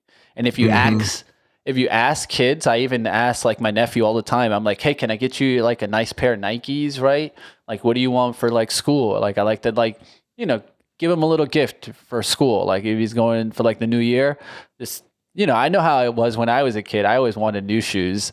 My parents were like, no, you're only getting one, kid. You know what I mean? Go get that one pair and you're set, right? So, Nike, I asked him, I'm like, do you want some Nikes? He's like, Nike? We don't wear Nikes no more. Kids don't like those shoes. And I was like, okay. Deteriorating. Look here at the Qs, right? We just popped up. We hit that high and just bam, right back down. So we hit the pre-market high again. Range expansion. Entirely. So, but look at NVIDIA. Look at NVIDIA, right? Holding up well, right? Like, so if you look at that, I think that's what's the telling sign, right? So Mags pulls back here. I think this is going to be the tell sign. If the Mags lets go today, the Mags lets go, I think we start to come down here, right? Marvell is a really good looking trade today. I don't know if you grabbed that out the gates, Jesse. But I should have. I went to MU, dude, and I got slaughtered. I went the wrong way with MU, and MU's acting kind of funny today, especially around VWAP area. So I got murdered this morning. So yep, just finding my way back. All right, going to go for my ad now in Microsoft now, guys, and take the trade for the day, right? So let's see if it can work out here. Let's see if I can get one more dip and then fill in right below. And then from that point on, I can set my stop and take the shot. Yeah, set it, forget it, and we'll see what happens. RSP still in yesterday's range. SPY getting close to touching yesterday's high here. So trying to come back down to yesterday's high. Qs did just very briefly touch yesterday's high, but you can see the kind of doji action we're seeing here. Looks like we may have got that little early morning excitement, and then maybe it's like, okay, everyone take a nap, wait for NVIDIA tomorrow. Right. Because, we hit that high, we pulled back. I'm not seeing anything in the way of news to get things like super exciting here. We need our boy to wake up, start kicking things. Oh, speaking of. So, he's yelling at Canada again. Okay. White House says no talks with Iran underway or scheduled. Yeah, he's yelling at Iran and yelling at Canada again. So Iran. we got the angry guy again. I was hoping we'd get a little. Hey, we're awesome. Buy stocks. We're the best ever. Buy these stocks. Nope, there it goes. New low for Dix. That's a new low for Dix. Come on down. There's so many jokes. So many jokes. I mean, you gotta wonder, like, did they name that on purpose? It's double you think about it, it's like a lot of free advertising there if you make your name funny enough. I mean, you truly joking about you online. Oh, look at that candle on Dix. That thing just shot up out of nowhere. Wow. Hello. See, I didn't even mean to. You know what? I wasn't even trying that. I wasn't even trying to be like, crazy. When do we get like demonetized on YouTube? When does the algorithm start like pushing us down and saying, "What are these guys talking about? Dick's Sporting Goods too much." Put this. Let's push this algo down just a little bit. Yeah, it's just a wild thing. And this is why you tailor your like this particular trade I'm in. Took it small. My stop's like $10 away from here. And I'll look at it at the end of today. I'll look at it in, a couple, 15 days from now, and I'll see what happens. But I got the stop out, all this kind of intraday movement. Now, for an intraday trade, there's probably going to be some sort of sustained bounce that takes, these are 5-minute candles. So you're probably going to get some sort of sustained bounce at some point. You could short into the bounce. You could try to pick the bottoms. A lot of, this Could be a lot of trades to take place here. So it's definitely a vehicle. If you were momentum trading it to the downside, that would have been great as well. So not saying that this is a bad intraday vehicle, but for my specific trade, I ran the numbers, I ran the math. I said, here's what I'm looking to do, and took the trade and kind of moved on. And that's how you got to do those kind of things. You accept the risk when you take it, and we either get a nice bounce from here and a nice sustained move, or we don't. Well, take all my right, stop, guys, I'll move show you on. guys I'll show you my trade breakdown here, and it's kind of a repeated pattern that's been going on in Microsoft. So I always love repeated patterns. I talk about these all the time. How do we look at repeated patterns? Just look to the left, see what the recent pattern is on the hourly. So you got a pop here, a pullback, trend line, fill, push back above, red to green action from the pre-market, right? You can see the pattern, right? Look how it looks almost exactly the same. Right? Does that look similar, guys? And I'll kick it to Jesse and Michael to make sure that my ego is not killing me. But does it look the same? Right? Looks pretty the same, similar. right? Yeah. All right. So we just played in the same way. Rip to the upside, pull back around the 90 MA. That's the add spot. Where was I trying to add? Right around this 3609 as soon as it undercuts it, right? So right now I actually put it a little bit below it because I was like, maybe even a little bit risk adverse with this first trade, right? Didn't want to be so like jumping onto the offer, but that's the trade idea now, right? It needs to catch that pullback. It needs to hold this 90 MA and push back above the 3660s here. So what I'm going to do is I'm really not looking to see that this ad gets filled here. What I would like to see is that the break back above 3660s, and then I'm going to go for the ad. As that point, I'll go for a more tighter stop. I'm not going to stop down back to 36 anymore. I'll probably stop closer towards 3630s or 3640s. The idea is to get to the momentum, get to the strength, and look for the cues to start making a move to the upside, right? Because if the cues are just dropping like a tank, well, then that's going to tell me that more than likely, even if Microsoft pushes as much as it wants, as much as it needs to, it probably isn't going to reverse the whole market, right? So we're going to need that to be playing in. We're going to need NVIDIA not to drop like a tank, and we're going to need Marvell to hold on. Hold on, Marvell. Hold on. And then just to mention, let's see if Micron can come back to the upside. Of course, the stock that was leading the overnight action that's going red in the first half hour of the day. Let's see if it can go green the second half hour of the day, right? So there you guys have trade breakdowns, and I hope you guys enjoy me taking the time. We need Trump to wake up and be a little bit happier. Maybe he goes, takes another nap, comes back with a little better attitude, starts tweeting some good things. Yeah, that would be kind of nice. That would be kind of nice. Yeah, I mean, and Money Mitch, regarding Marvell, it's like so often, it's not all the time, but golly, I watch Marvell and MU, and they so appear to be similar with patterns. Had I just traded Marvell this morning, that would have been great. But it's just interesting how they do. They correlate and then they break away, so to speak, from one another on a daily basis. Sometimes it feels like they're just in unison, and then other times it's like discordant notes or something. It's just kind of crazy. All right, we'll see if this can continue to work. Of course, you guys see the trade that I'm trying to take there, and we're going to keep getting after it, looking for more trades in the market. Not seeing too much, right?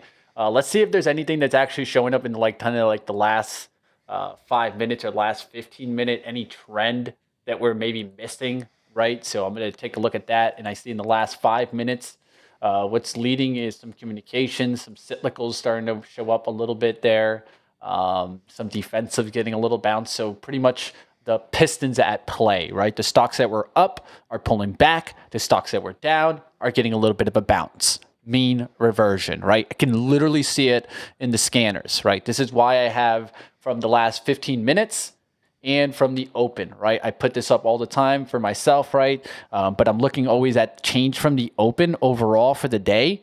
And in the last 15 minutes, this gives me 3 layers of rotation to look at, where I don't think many people look at rotation. I'm looking at 3 layers in the sector, right? I'm looking at overall change, right? That's here to the left, right? Technology up, because this is the gap, right? This is the one that tricks you often. I don't like to note it often, but it's the one. So then I look at change from the open, right? Was the leading gapping one also the leading action from the open? That tells me that the institutions played also.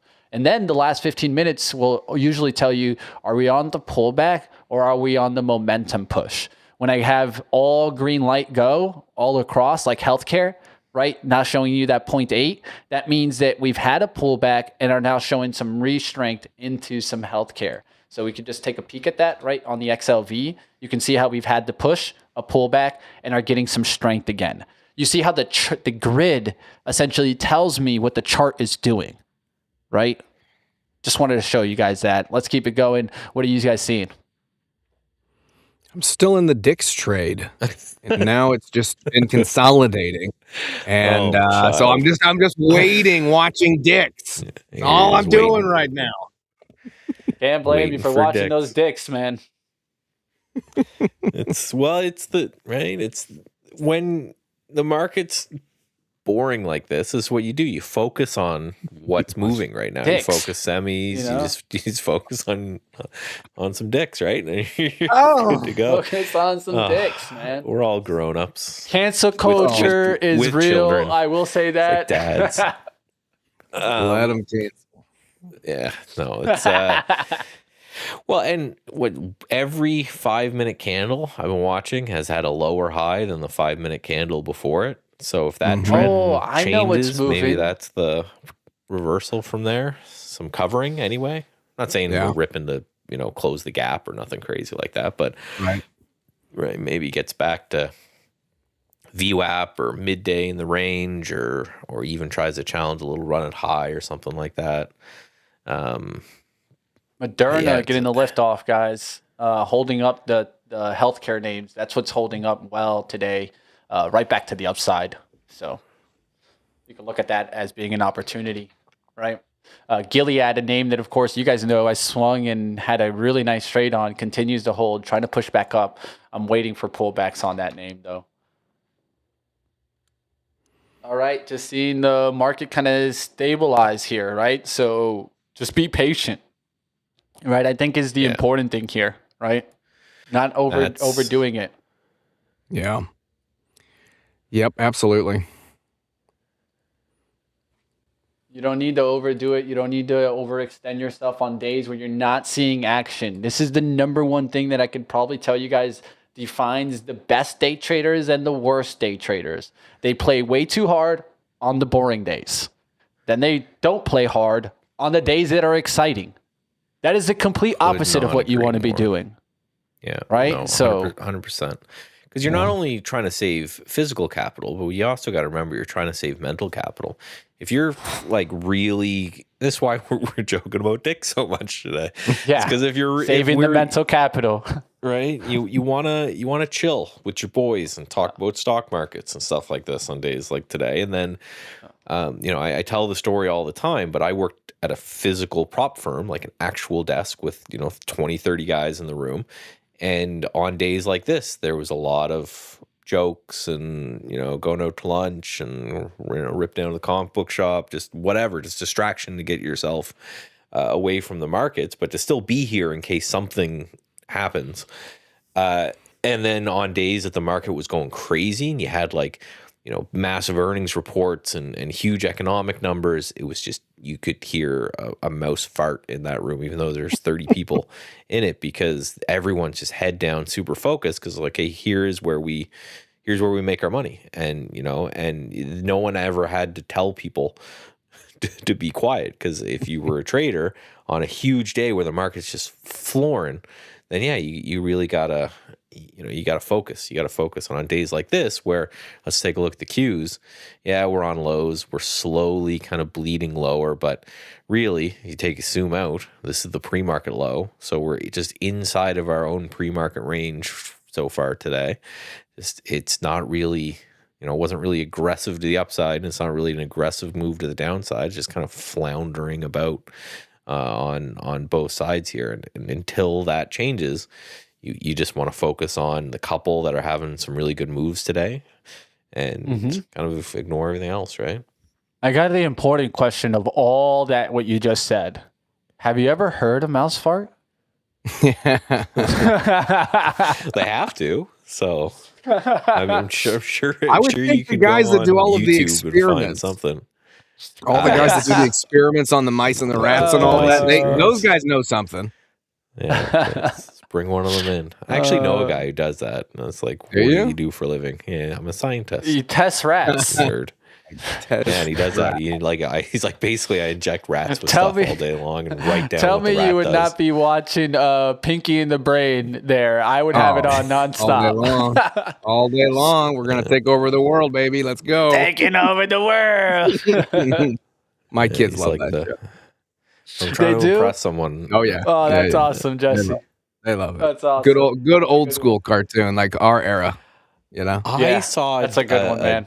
A dude on YouTube, and I want to do the same thing. I wish he just sold them so I wouldn't have to do them. But he put up the GitHub thing where you basically buy like a little Raspberry Pi and you just install this program on it, and you use that as like your Apple TV, and it makes the TV look like our old shitty CRT TVs, and it just plays the old cartoons. And the reason he did it makes sense. If you watch like the stuff we grew up on, and then the stuff they have now, is like crack.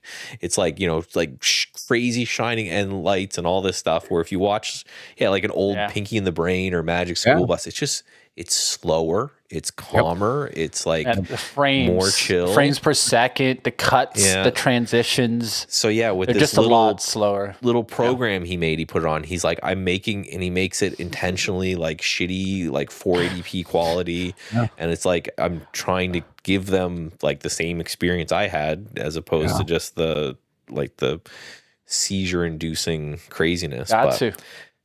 As we had a little dip there in the Qs, but had some buying come in late in that candle. And it's happening. If you look right here in the pre-market, we had this same pullback to the same zone here in the pre-market, and somebody bought there. So we're seeing both of those things kind of happen at the same time. So I think, it might be a good place if we're going to put a bounce in. Right, do we just bounce right back into the middle of today's range? I don't know, but this could be another one here as well. And what do you want to see? I want to see the mags wake up here, right? So I talked about it, right? You got the pullback back towards the kind of those 9 EMAs. Look to see if the strength comes back through mags on the high of the day. That'd be a break of 67.80s. I'll go back to it if we get there, but just wanted to mention that because now you're seeing that Microsoft hold, right? The same pattern that we talked about, doing really well. Now you get the sideways candle. Now you want to see it go from red candle into this green candle. So you see how this one was green. At some point, this candle right here was a red candle, and then it turned into a green candle, right? Where it opened up at 36.24s, right? So it opened up like slightly above my mouse right there, right? It went to a low there of 35.92s. So at some point, it was the same red-looking candle, and then went green and made a new high. Close near the high is what you want to see. The high here at 36.50s, and the close at 36.44. Like, I can't describe technical analysis better than that, guys. Literally. That's like textbook, right? And so now we're going to look for the textbook pattern to play in again, where it undercuts, right? It goes down, and the open of this candle was where? Right? 36.29. It goes to a low of 36.06. Now we want to see this candle close up near the high and make a new high, right? So we want to make it break that line right here and start approaching back up here and then close up closer towards, let's say, 36.50s, right? That would be confirmation that I can go ahead and add size because why? Because the pattern's working for me, right? And then at that point, I'll be in the green with a pattern that's working with the action that I'm seeing. And then the only thing I need is variables, right? Variables to play. What's the other variable that needs to play? The market itself. Right? That's like industry and sector. So I want to see the Qs up, and I also want to see what IGV up, right? So let's see if IGV can make a little bit of a comeback here to the upside, right? So similar pattern, pullback. You're having that kind of flagging pattern. You pulled back now. You've broken above this. You don't want it breaking through 102s. You want it back up through 103s if we're playing some software names here. So hope you guys appreciate the breakdowns and everything that we go ahead and touch, guys. 10:30 is coming up just shortly. We'll get into my account. I'll show you guys everything where nobody will show you this. No one was going to show you 480 trades and also show you the ugly, the good, and the bad, right? Well, you guys are about to find out. So hit that like button and let us know that you guys appreciate me breaking that down. When you guys start to see that video, if you guys can do me a favor by hitting the share button and letting everybody know about Trade the Pool, that you get breakdowns of like this, where I'm going to give you 480 trades of data that we'll get through in just a second here. He's going to talk about every single one, every single trade. Every single one. We're going to go get ready. His entire life. Get ready. Get your popcorn. We're going to spend about Get 5 the minutes popcorn. on every trade, and away you go. Don't worry. It's AI, Mitch. He's going to go fast. I made a bot just for this, a robot. So, Jesse, I think what the chat really wants to know is, now that we're bouncing, are you long dicks? I averaged in. I am still short dicks. We are super wiki on the 9 and the 20, and they're getting really thin with one another. And yeah, so it's almost into my position here. And then, yeah, so it continues to consolidate every 5-10 minutes. This is like the longest, most boring trade I've been involved in. It just and I'm looking at the 1 minute. So it's like consolidate for 5 minutes and then move a leg up, but super wiki. I don't know. I think this thing could come back down. Yeah, and this is what let's see if I can find the slide, but in the stats, it was. Yeah, so this is the number. This is each individual day after a big gap down like this. And you can see just up, down, up, down, up, down. So it will do this for days. That's why, again, I bought it, and it's just, I'll see in 15 days kind of thing. Because what I've noticed is, and you know what I've studied is that gap ups seem to reverse pretty harshly. Gap downs just drag, just like slow and just drag. It's because like the numbers are in, everyone gets very quickly, the whole fear, being stronger than greed, everyone runs to the door super quick. And then that's kind of it. And it's like, if you look at IBM, I think it was a perfect example of this, where it ended up coming back up. But where's IBM here?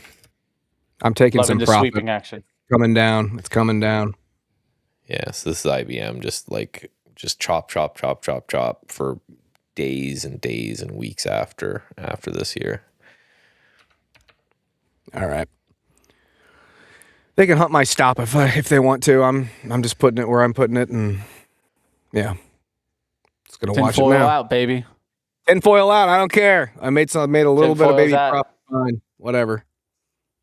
Hunt me down. Let it go. Trump says all mines have been removed. What is this? All mines have been removed? Shoot. Where's the rest of that? That looked interesting. All mines have been removed and or detonated from Hormuz. That just came out. It's funny. He said the same thing like a while ago. Did he? Yeah. So I guess this thing now is coming out like, this is double. breaking news. Interesting. Well, and it could be. He could just been saying the same thing again. Let me repeat this in case you don't know. Stock market. Well, what's interesting is we are getting oil like really kind of giving it up a little bit for most, right, gap down, but just like we're not getting any sort of continuation on the gap up in the Qs. We're not getting any sort of continuation in the gap down on oil. Just kind of gap down. It's just chopping around here. And saying we had a gap up on the Qs, chopping around, gap up on the SPY, just chopping around. Ooh, what was that? Was that real? Wow. Whoa. Wake up. Me check another Wake up. chart there. Wake up. Marvell pushing strong now. Yeah, Looking no, good I here. see that on. Is that a fat finger? Yeah, on everything. 10:30, we get consumer confidence that just came in. That's what hit. So we got to get the numbers there. Consumer confidence 10:30. They're using that as a little bit of a springboard here back to the upside. Let's see if it can kick off now. Dipped it and ripped it there. Apple, an interesting play there for me. It's still hanging out here right at the open, right? So when stocks go open up and then come down, but don't want to break that opening support, that's a key tell sign that there's somebody there. Somebody's putting up some defense. So just take a look at Apple as a perfect example of this, right? So the stock does this pop, right? But look where it's hanging out. Wicks are tricks, dude. And I'll show you guys the chart here. Just 1 second. Let me switch over to my screen. Yeah, Shy asking, is that a bad flush? No, or is that a bad print? Nope, that happened. Yeah, look at this. There's a lot of wicking action, right? Wow. Is that buying pressure or is that selling pressure? In my eyes, that's buying pressure. That's someone that keeps loading in underneath towards the 310s, right? So looking to see if the push comes right back up towards this high of 313s. We'll see if that starts to push. And you can see how it's going sideways, but doesn't want to break the support, right? That's a tell sign for me. That tells me somebody's there playing some defense and putting up a little bit of a fight.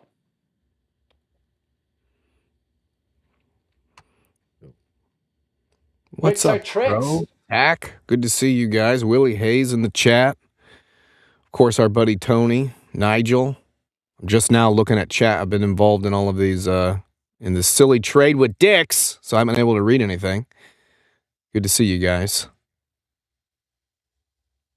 Echo where? Yeah, Echo. Is that I think he's talking about. I think he's talking about Trump every day, saying all the mines are cleared out. I think. But yeah, that was. I don't know if like a robot kind of went rogue there for a second. It happened right as the print went out, and we had a big push. So I wonder if that was just a bit of hey, things are a little bit too wild here. And I mean, some volume came in there. You can see it, the pickup in the last 10 minutes, 2 million shares in the queues versus like in the last 20 minutes, 2 million, right? So the pickup of volume definitely happened. My guess so I'm just stops saying maybe getting triggered.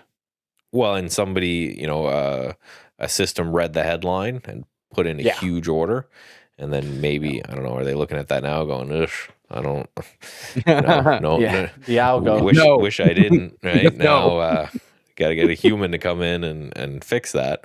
And you see that happen a lot too on earnings, where like the initial headline reading robot just gets it way wrong. So you have a huge wick in one direction, and then it comes right back down as, robot number 2 that read a little bit deeper realizes maybe it's not that big of a deal.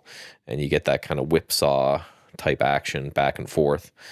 So just, that's why you always gotta be careful, right? Use stops that make sense. That are wide enough for whatever it is. If you're trading off a 1 minute chart, and you were long, you might have gotten wicked out on that. And you just go, that's okay. That's just going to happen.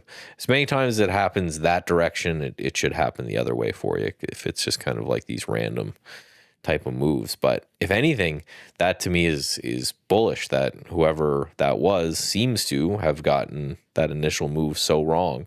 As long as we hold that low now, that's the area. And see this line that I had here, I'll make it thicker here. Just wish I could just say default, make these thicker. That was, we zoom out, that was right here. So we've been fighting. Wow. This is the zone we've been battling with for some time here. Looking to try to get a fill there. Just got a fill on UAMY, guys. UAMY, longer basic material name. I'm seeing some of the names that I liked in this space starting to show some strength again. CRML being that one that I'm seeing the big strength come into today. Look at that action, right? I like the USAR. I like UUU, right? I like all these names right now. Look at UUU. Take that nice little lift. I gave you guys UAMY as a name that was kind of struggling, right? UAMY. Sorry, I don't know why I put UM. But now I just dip bought this, guys. I took like 100 shares here. Of course, this is the funded account. I wouldn't be playing with it if I didn't expect it to try to give me that nice looking lift. And I also could buy like, let's say, a lithium name, like an LEU, or maybe take a shot on an LAC on the dip, right? So I might go for the LAC, of course. You guys know I have nailed this stock in the past. Let's go see if we can nail it one more time. I got to test drive a Model Y over the weekend in a Cybertruck. Money Mitch, it was quite the experience, man. I'm honestly sold. Well, I know we I'm had that glad you're conversation sold, my last week. friend. I'm glad you're sold because you will be being watched for. Yeah, no, that is one thing that I was thinking. You know, while you're sitting in there, there's basically a camera on you at all times. So it's like, wait a minute, so they can literally see me whenever they want to. So it's not a good getaway car to rob a bank, is what I'm really trying to say. Yeah, there is a ton of cameras in there, and some people say that they can be hacked, and things like that. So, as far as driving experience goes, and the self-driving, it was genuinely cool. It was very cool. Are you going to pay the extra $10,000, $20,000 to get the self-drive? Oh yeah, absolutely. That thing was amazing. Are you going to trust it? Well, I mean, I did in the short amount of experience that I've had. And I also have friends that own Cybertrucks and Model Ys, and they've had them for years. And I've asked them specifically, do you trust this? Do you use it? And most of them use it 95% of the time when they're out driving. They're like, man, I've never had an issue. So subjectively, the experiences and anecdotes that I've heard from people that I know that have them, they have had excellent experiences. I'm sure there's the guy that drove off into the lake because his self-driving mechanism failed or whatever, but you know, everybody's got a different. I always look at it like you know, you don't just like go to sleep or ignore the road or whatever. I look at it like an enhancement.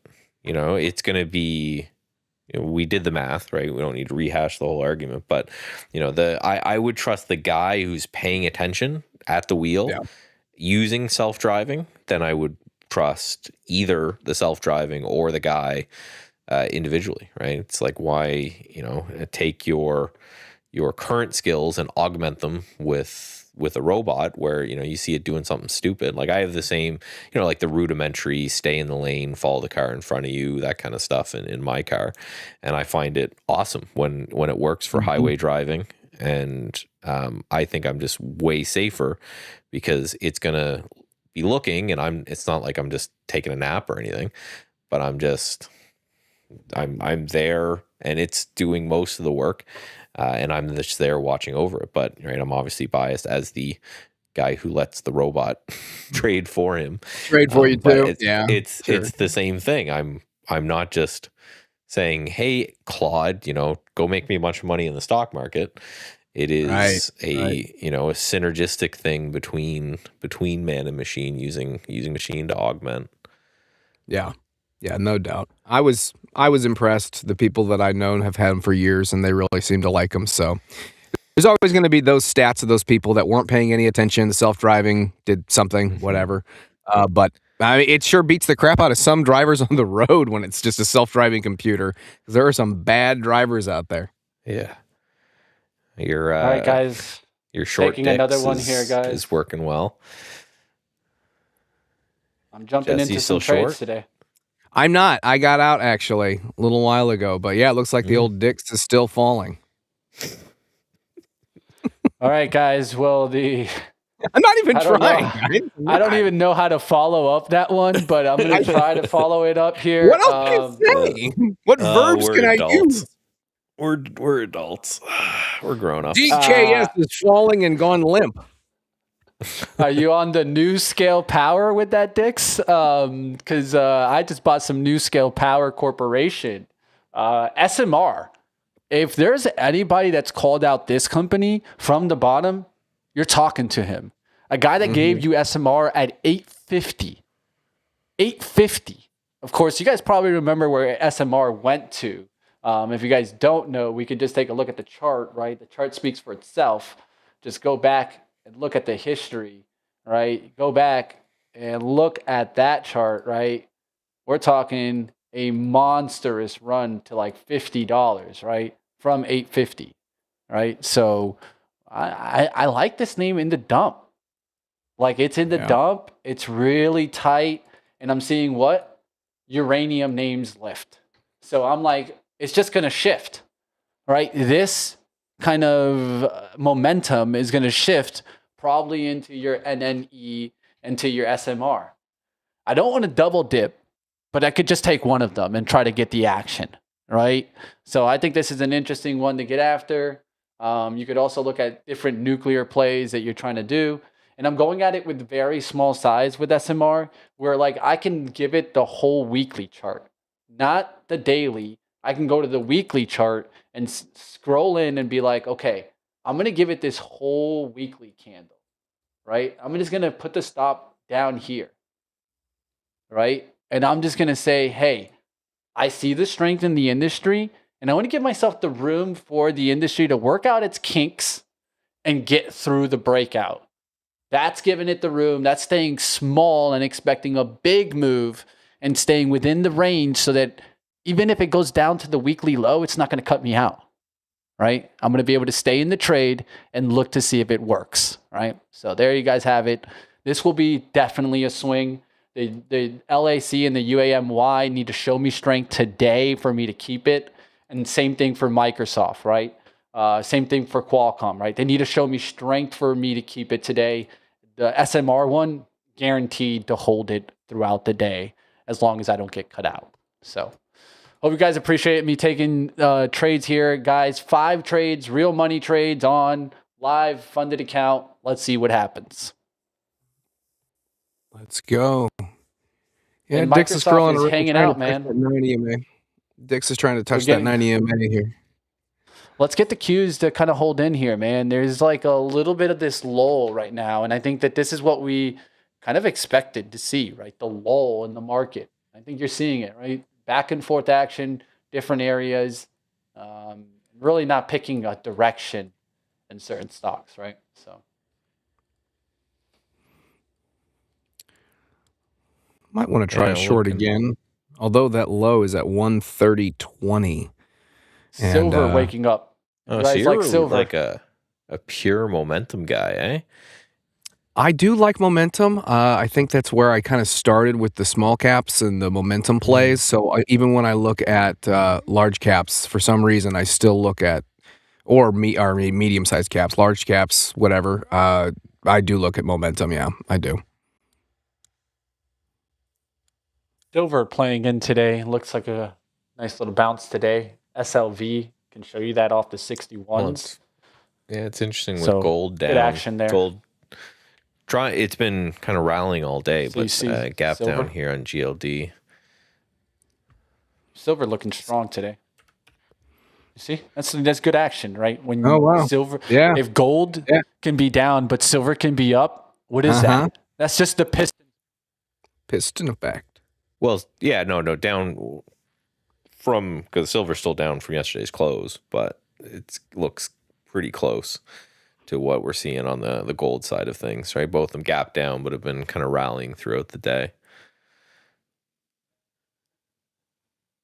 Yeah, interesting to see crypto come back with Bitcoin. Oh, I think we My lost. XRP went up a bit.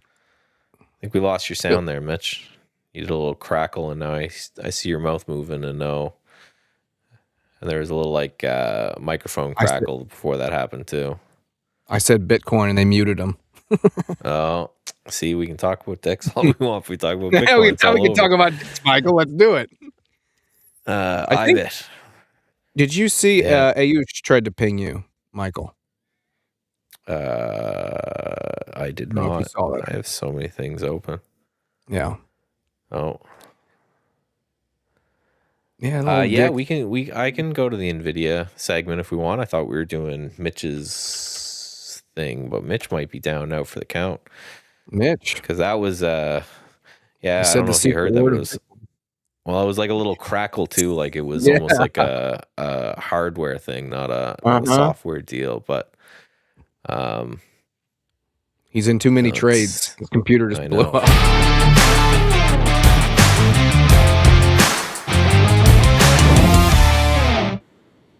Wow, that was loud. Nice. I was about to say, thanks, Ayush. You just jump scared the crap out of me. Jeez. Still nothing from you, bud. Nothing from Mitch there. Whew. All right. Well, I don't need to take too much sips of my energy drink here. And it's that You're got me. awake now. So NVIDIA right? We did this whole rigmarole in May, and now we're back. And obviously, if you don't know why, we have to cover NVIDIA's earnings. Talked about this a little bit yesterday, but about 9% of the S&P 500 and about 9% of the Qs is NVIDIA. So there is little to no world in which the, NVIDIA rips and the market tanks, or vice versa, right? They're going to move together to some degree. Now, over long terms, you can have trends where the market goes higher and NVIDIA doesn't and whatever. But if we have an explosive move in NVIDIA tomorrow night, we are very likely having an incredibly explosive move in the market overnight. It's just going to be the way she works. So let's do. I did some maths, and we can see now NVIDIA beats earnings and sells off again, and this is what I published on the 20th of May, and I was talking about it with you guys here about, man, this thing seems to do very, very well and then sells off. And this is a great argument for, now that Mitch is gone, I can say all this, that news doesn't matter and fundamentals are BS, because it beat everything. It beat revenue. It beat EPS. It made more money in that one quarter than any company had made in the history of mankind ever. It was the best. There was nothing ever better. And then it went down 18% over the next couple of weeks. So, right, it just has this history. And this is the last kind of 4 prints where, it does well. Everyone goes amazing. It beats all of its estimate. And then we trend lower. So each of these yellow lines is the day that reported earnings. And it just sells off kind of every time. So we set this up because that's the baseline, not because we're saying that's absolutely what's going to happen. But things get interesting when they don't do the baseline thing for me. And for me anyway, that's always what I'm looking for, is when the thing that everybody expects to happen doesn't happen. And I think I said this last time, and the thing that everyone expected to happen happened.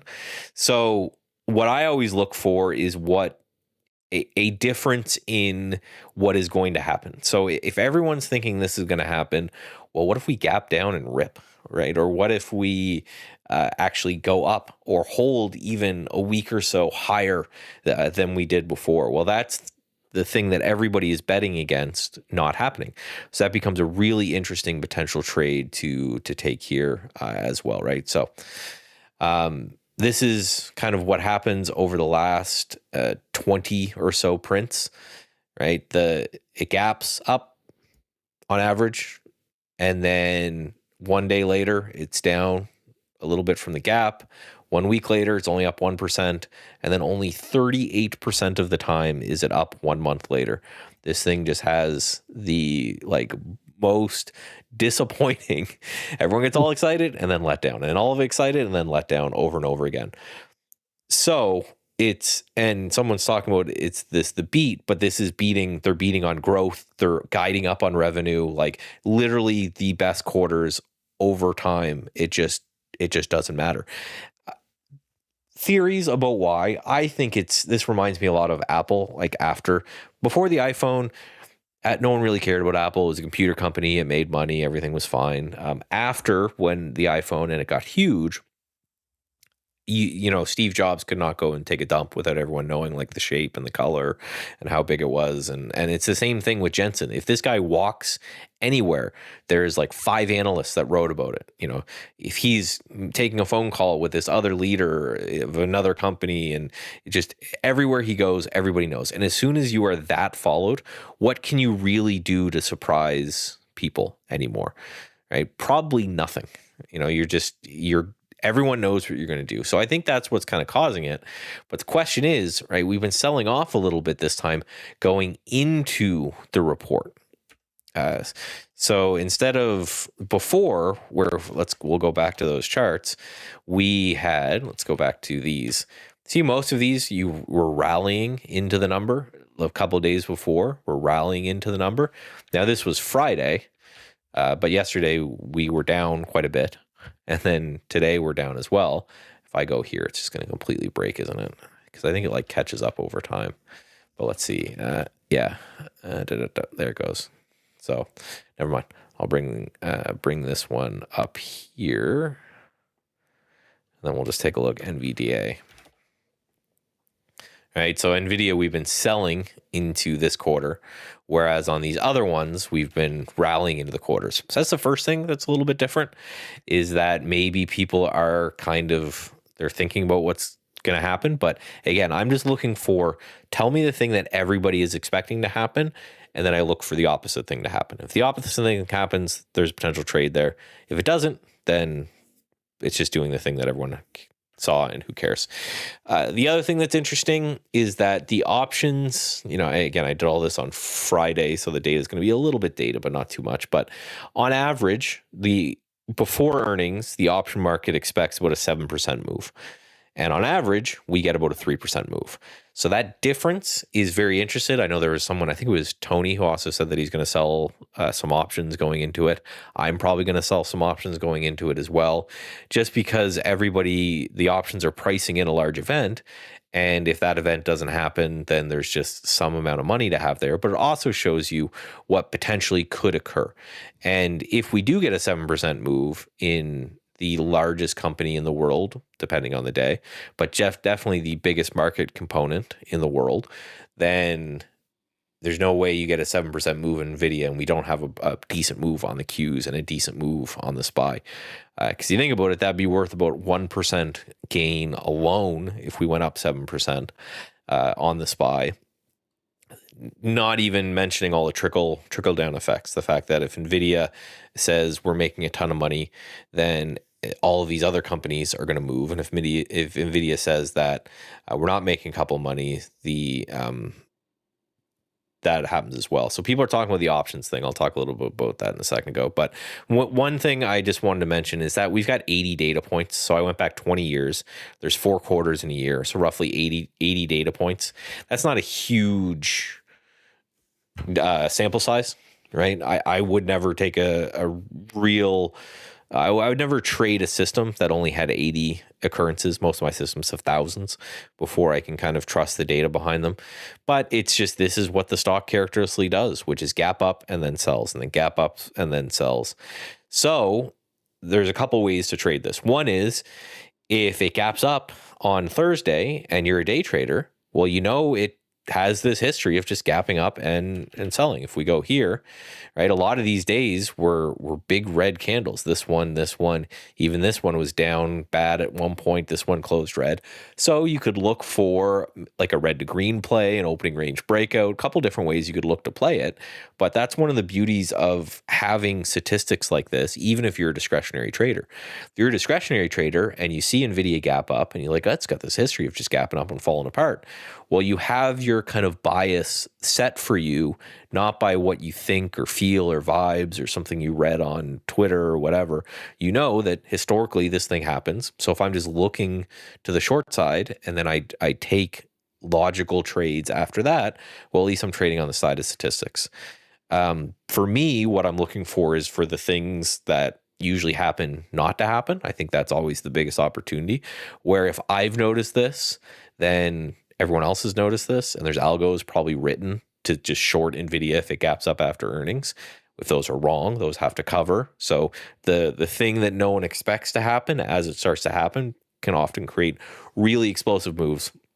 And then lastly, for options, there's a lot of questions in the chat about that. So this move, this 7% move, this is in either direction. They're essentially saying that they're pricing in the fact that we could move up or down 7% in either direction. So how this is calculated is by pricing out what a one deviation strangle is. So if you sell the call and the put at the same price, how much would it have to move in order for that call or put to start making money? And that's 7%. So if you get a move under 7%, if somebody sold a call and a put at whatever the closing price is at the time, that person ends up making money. So it'd have to move 8%, 9% in order for that option pair to kind of start making money. For me, I'm going to watch it for the day of and just see, right, where we've been in this range here for NVIDIA forever, starting to get a little bit oversold here. But yeah, I might look at the 190 puts and see if there's any kind of juice to be had there. If there's any money to be made there, I'll do that. The thing I always say with selling options, you will be right 80 to 90% of the time. But every now and then, you are getting your hand slapped, and you're getting your hand slapped hard, and it's just gonna happen. Yeah, like that. So just be careful, right? If you sell the 190 Just put trade in stocks. NVIDIA, Just trade stocks, yeah, right. I don't know. Forget I don't know what the you're talking options. about, but I agree with you guys. if you sell the 190 puts in NVIDIA, what you're saying is that you're okay owning NVIDIA at 190 less the premium, so like 187. Buy it at 188. 190. Oh yeah, I'd love to buy it at 190 right now. Can you make that happen for me? It's trading at I 211. got you, my friend. Hold on a second. Right. So it's a different. I would probably, and they're asking the time frame. I'd probably do like the 1 week options out. And let's here. I'll look at it for you. Let's see how much you could get Or on you something can like that. just get 200K and load the boat. That's different trade, right? So one of them is taking a directional bet, and one of them is taking an anti-directional bet, right? well, So it's whether or not Hey, you can. what's so the 128. So here, so this is how I just it's so nerve wracking. My real broker into the stream all the time, but yeah. So 190 right now is right here on NVIDIA. 3 days out is sorry, that's the call. I was like, man, that's a lot of money. I'm gonna do that right now. The put is so $50 per 100 shares essentially. So so you're gonna make, so if you sell 10 of those, as long as it gets over 190 after earnings, you'll make $500. That's kind of the deal. But if it goes down, then essentially you said, I am buying 1,000 shares of NVIDIA at 190. And you just got to be cool with that, right? So that's the play. That's the stats on it. You know, you can just go and you didn't need like to math for that. You can just go look at the chart. What a buzzkill this thing is. Gap up, sell on this date. Gap up, sell on this last one. Gap up, sell. So at some point, like I said, if I've noticed this, so has everyone else in the world, and we're actually going to have a reversal of this trend in some way, shape, or form. Is it this time? I don't know. I'm going to take the bet that it is, but I'm going to do it in a way that even if I'm wrong, I'll do just fine. All right, guys, 4 trades in the green now and only 1 red. Let's go. Let's Microsoft, the exact trade that I described, working out to a key here, 11 o'clock. I'm going to go ahead and get out of here, but just wanted to mention that. Oh, we've got to get the chart right back up here. Sorry about that. When I hopped out, it kind of went down here. There it is. All right, well, there it is. We'll be watching to see what happens. SMR in the green there now. WAMY in the green. LAC in the green. So those trades are looking good.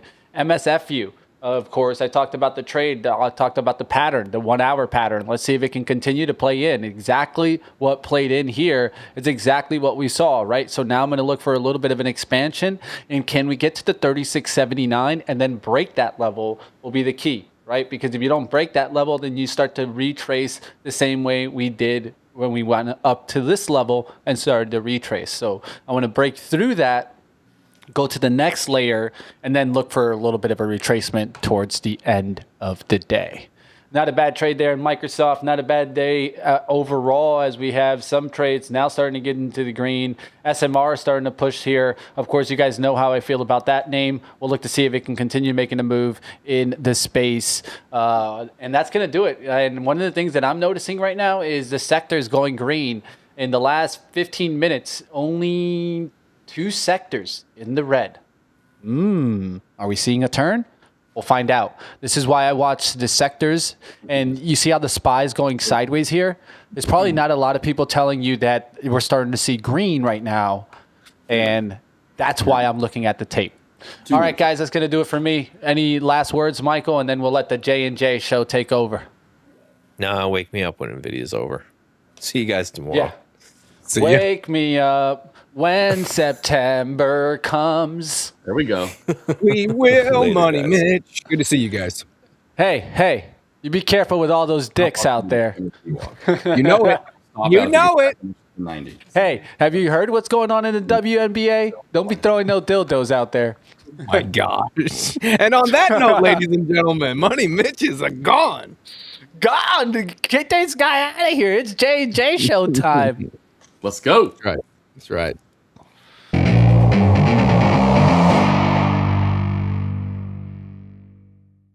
We're rocking and a rolling, rocking and a reeling. Barbara Ann, Bob. What's up? How we doing? Oh, now you're playing the good hits, brother. Good morning. Listen, I am not only without internet, I'm also I have a live in training person of right now going on right now. So I'm in a live trade trying to get a bounce play in. Internet is out. I'm on my Wi-Fi hotspot, so I'm so it's a struggle right now today, my friend. So internet might cut in and out on me over the next hour. That's why I didn't join earlier, because I've literally on the Wi-Fi. Hey, it might be time to finally boot Xfinity because they're doing this to me a little too much here recently. And in market, and it's got to be when I have an AKNR in-person event. So Jesse, you might want to try out Starlink. I've heard such good reviews from so many people, man. I'm probably going to head that way myself. We'll have to see. And if you need me at some point to switch screens over because it might help your Wi-Fi condition, you just let me know. I'm happy to do so. Everything's happening at once. Getting on this live stream, internet's going out. Now we're on a trade at the same time. So, it's one of those things where we're going like, no, gosh, give me some time. I need a little pause, time out. TO, time out. Come on, ref. It all has to happen at once. Yes. One thing wrong can't just go wrong. It's got to be multiple things. So there you go.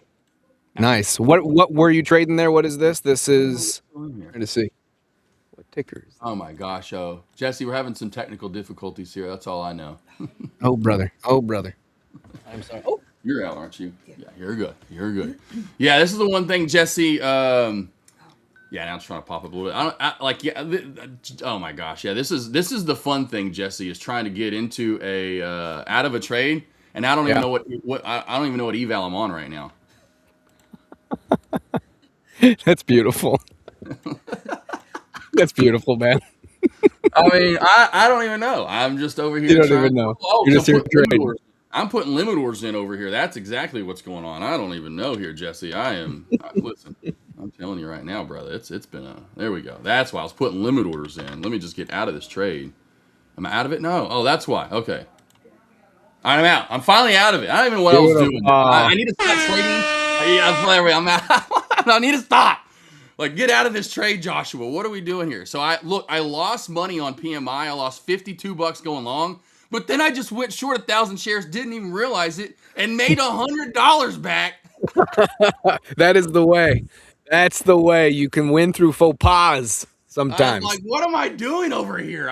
So this is we're trying to get her into her first trade, right? So we're taking our first trade over here, and then we take the L, and I'm trying to get out of the L, and then I go short, and I make the L money back. And that just lets you know when you finally have made it, Jesse. That's when you know things are good. You take the L, you get back into it. Don't even know you're short. And then the short, you go in twice as big as you didn't, and then you get the win back, and you look back going, man, I lost 50, but then made 50 overall. So that you got to love it. It reminds me of the playing career of Brett Favre. The guy would win, then he would lose bad, and things would happen. And then sometimes he would just chuck the ball up on that 20-yard line, throw that Hail Mary pass the way Favre could do it, the old gunslinger, and then what? How did that work? And he did, it's that kind of thing.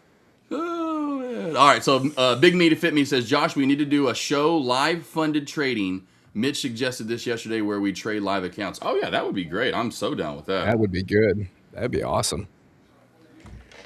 I would love that. It's funny. You're having technical issues. The only issue I'm having right now is I can't pull comments up. All of a sudden, comments have froze on my left bar, so I'm not able to actually put comments on the screen. I'd rather see what's going on. Yeah, then it just finally popped back on up. Yes, I have to think about getting some Starlink for sure. People have to. Yes, I love my Starlink. I've just heard mixed. I have to say I've heard mixed things. I've heard some people love Starlink, then some people get it and they don't get what they think they're going to get out of it. Now, here's my thing with Starlink. If I'm in the middle of the city, like in suburbia, right? I'm in the populated area. I'm not outside in the middle of Montana. I would imagine Starlink's going to have some good reception. I get it if I'm in the middle of freaking Montana, Wyoming, and I'm in the just middle of nowhere, right? Yeah. You know what I'm saying? So I really would love to get into it. And yeah, we need to do a show, live funded trade.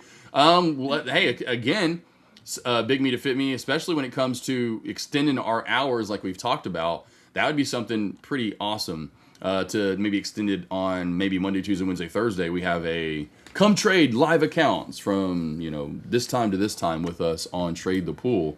Would love that. That'd be very cool. Yep. I've not heard what's going on WNBA. Why would I care? Well, there you go. Maybe you don't care because it's a WNBA, or maybe you do care because it is the WNBA. I don't really know. It's up to you there. If you like the W, I have never been a fan of professional women's basketball. I will say that I love watching professional women's golf, tennis for sure. Volleyball's fun. Of course, who doesn't love some beach volleyball during the Olympics? Even the soccer, I love during the women's the national team. But I just don't know what it is. For one weird reason or another, I can't get myself to watch women's basketball. And what's going on? It's stupid stuff. I don't want to get in the political world, honestly, Jack. You can Google it if you really wanted to. It wouldn't take you too long. But essentially, just equal rights is what they're talking about, and can men play in the WNBA is what it comes down to. No. How to short on my account. Well, let me tell you something, Jack. Come over here to the AKNR, and I'll teach you how to go long and then go short, and you don't even know you're going short. That's how good I can teach you. Next thing you know, you don't know which eval I'm on, as I have 4 different ones.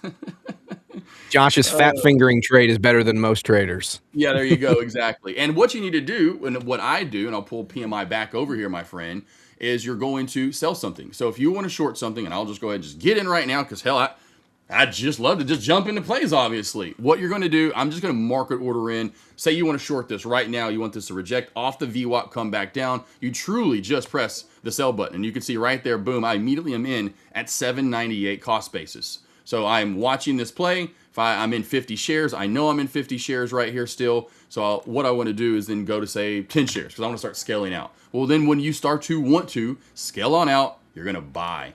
You're going to buy, right? You're going to buy these shares back. So you're going to sell to short. You're going to buy to cover them. Some brokers or some platforms will say short and cover. So you can short it, and then it'll say cover, or short and cover. I think it's short and then cover on this side.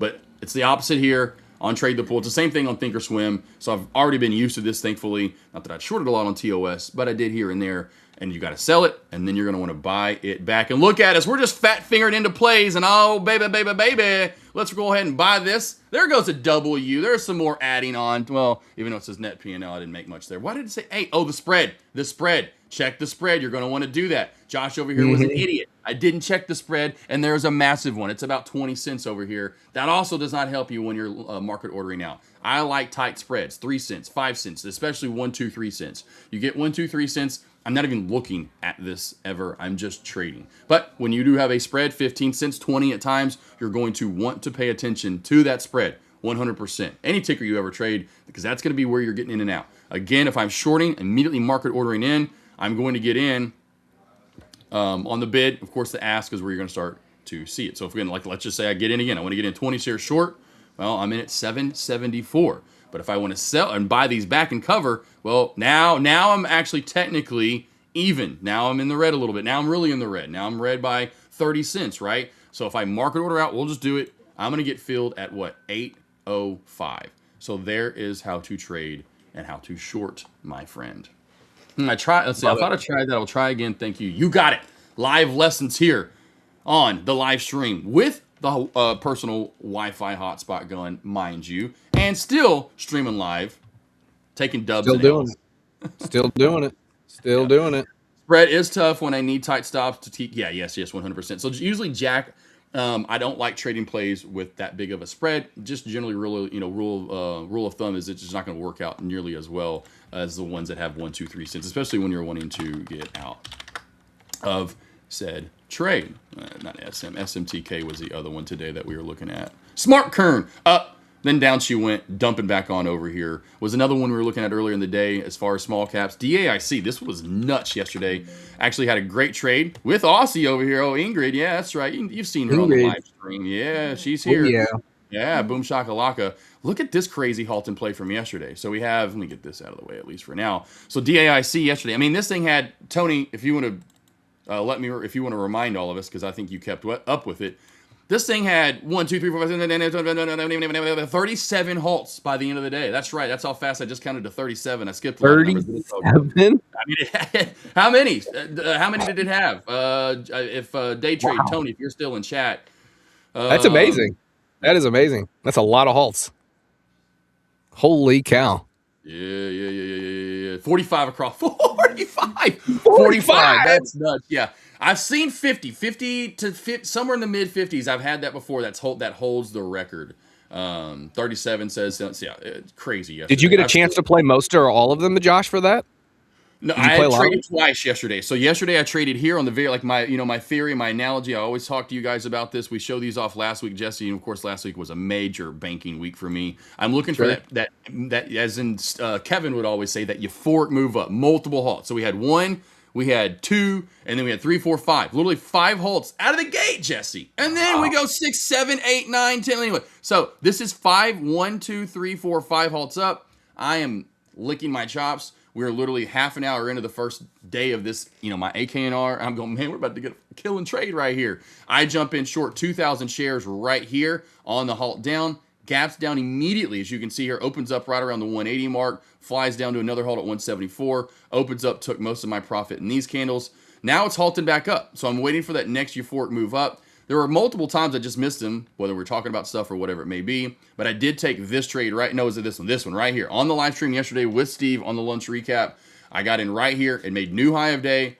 Big move up, about $1 plus move. I'm waiting for that first halt down on multiple halts up, which I think, if I'm not mistaken, was 1, 2, 3, and 4. Good enough for me. So I'll take that first halt down. Paxton even came over yesterday and said, Josh, do you see this going down for more? I said, not now, until we break the trend of only going for 2 halts down, which we did. 1 halt, 2 halt. That was it. 1 halt, 2 halt. That's it.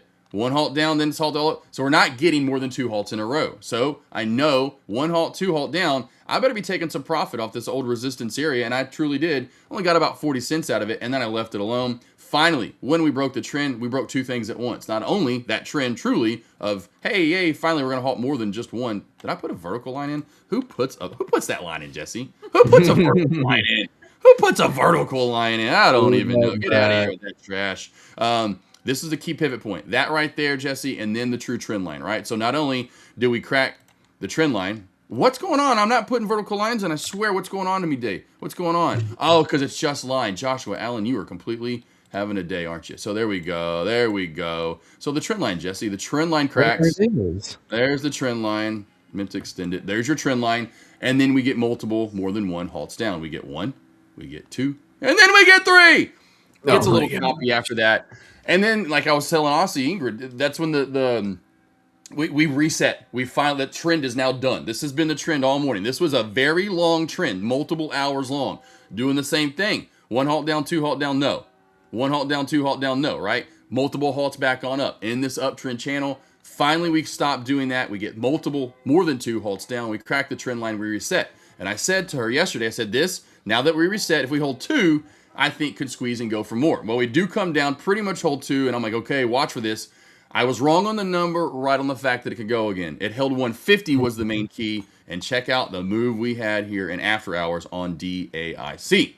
Big, nice squeeze. This was the big barn burner. But then into the day, Jesse, it's been a little bit of a lackluster day. We'll go over to WVVIP, another one here.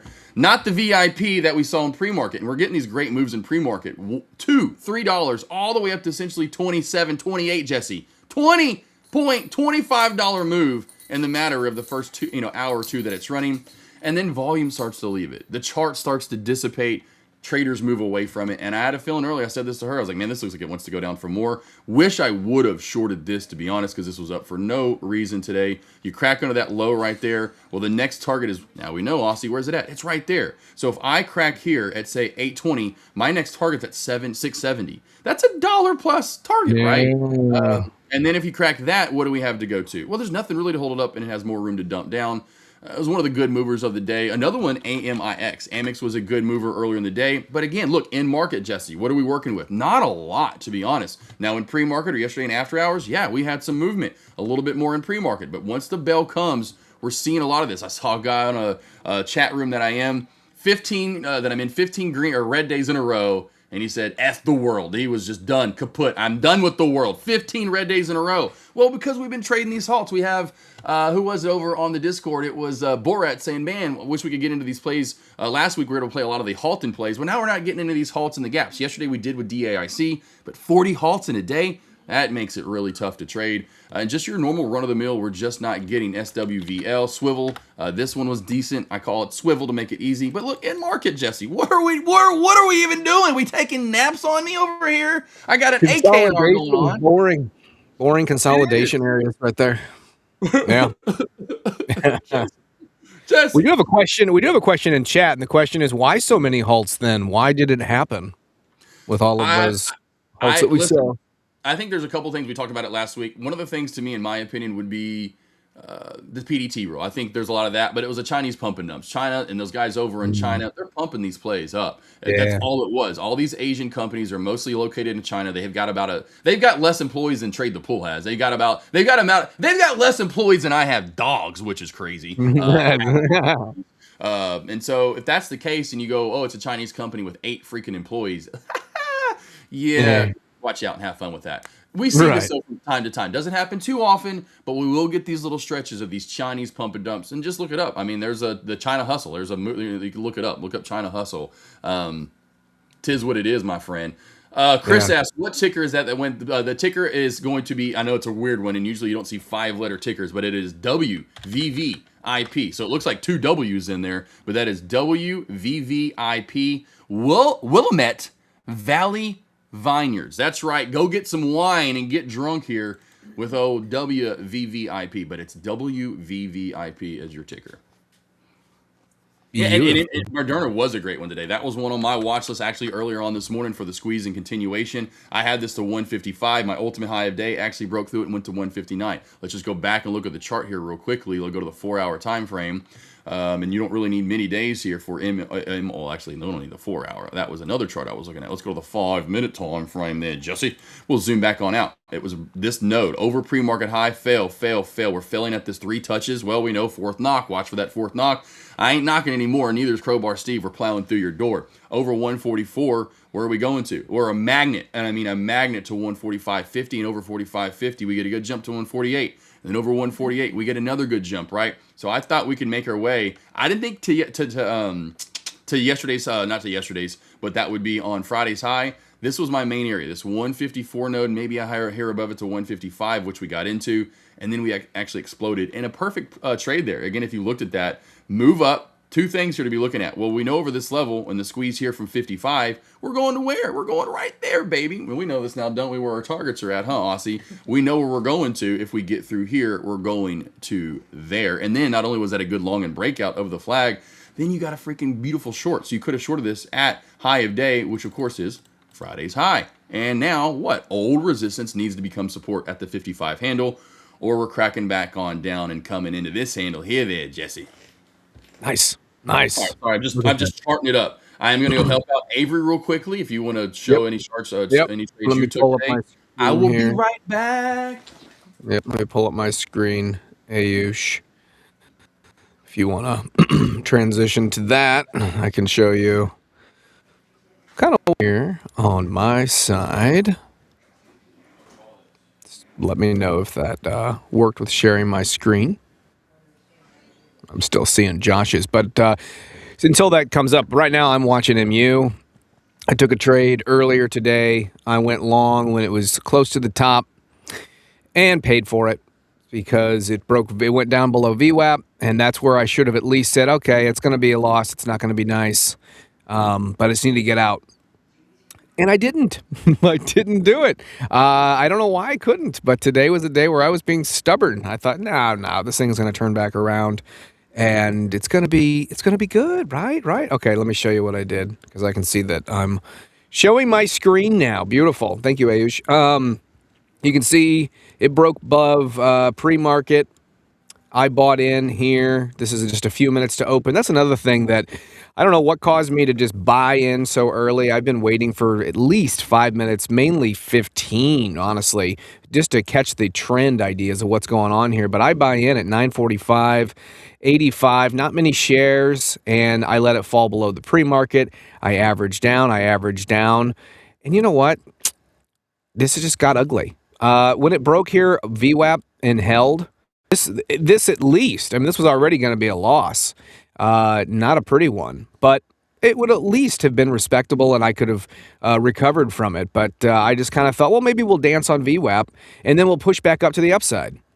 Wishing and hoping is not a strategy, ladies and gentlemen. You all know that. I know that. But today, I thought I was better than the market or whatever. So anyway, you can see I watch this consolidation until we forcefully break below VWAP, and we're below the 20. We're below the 9. And I go, fine, it's a loss. Boop, I'm out. And what do? I buy it again. And I'm like, okay, we're gonna go short. Fine, I'll just it's going short. Well, guess what? It goes back up, and I say, what? What is going on? I just need to not trade this for a while, and I didn't. I took 2 trades, 2 losses in MU, then went over to Dick's, got some shorts there. I got a little bit back, not a lot, but I did get some of the loss back, which I'm at least, I'm at least happy with. I'm 2 for 2 today, but I wish my winners were bigger than this big, ugly, fat loser, Josh, I was showing here on the chart. I should have gotten out of MU probably when it broke VWAP. That's about, it should have even probably been before that, but VWAP should have been my signal. I was long. I bought up here to the top. This thing fell and fell and fell, and I should have gotten out, but as I was just showing everyone, I got out way lower than what I should have and took an ugly loss with just 25 shares in MU down to here about. So Yep. Learned a lesson today. Sometimes you just got to have some rules and you got to keep them. And I didn't do that today, so paid for it, literally. Yeah, hey, you never know when you're going to get these. The pop and drop and then the ugly chart. So today MU has that to me where you pop up, you crack all the way back on down, and in the end you just build this kind of uglier chart. I've seen a lot of that. Unfortunately, in the last, like Apple. Look at Apple. Apple's another good example of that today. I thought Apple did the same freaking thing for the most part. So pull up Apple. You see a very I almost said chimler. A very chimler chart there, Jesse. Yep. So the pop of the reversal right away. It's just one of those things where you don't get that. Oh wow! Yeah. Kind of does. It's similar-ish, but yeah, it's one of those things. Yeah, for sure. Yeah. Get the pop and the drop, and then you're okay, let's get a bounce play, and then it doesn't. And then this one has a decent bounce, but it's still, it just keeps cracking on down. Never really gives you a good opportunity, really, honestly. And I've just over the past few months, I've just noticed that with the large caps, you'll have one ticker that you love. Avery out there, like, we're working with the internet. She's like on the phone, TV's going, got the Wi-Fi hotspot running stuff today. Oh wow! Yeah, you're right. This thing just it pops to the upside. You think, hey, maybe we're bullish today on Apple, and then we just drop, and we drop some more, and we drop some more. Consolidate, drop. Yeah, it looks just an ugly chart, just ugly. JEM, by the way, for small caps, JEM is popping up. So JEM is flying right here. JEM for small caps. This is getting a decent sized move, looking like it's about to move into another halt up here. Yep. JEM is now halted. So JEM now halted here. What's the resumption price showing there?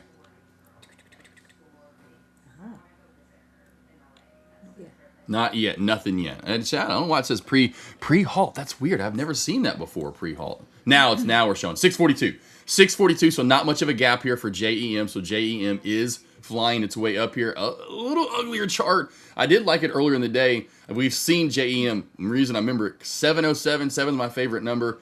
Then, of course, Cayman. Well, let's just talk about a Cayman, right? Let's talk about a Cayman. What about that there, Aussie? That's a sexy Cayman, isn't that right there? Yeah, got to get you one of those.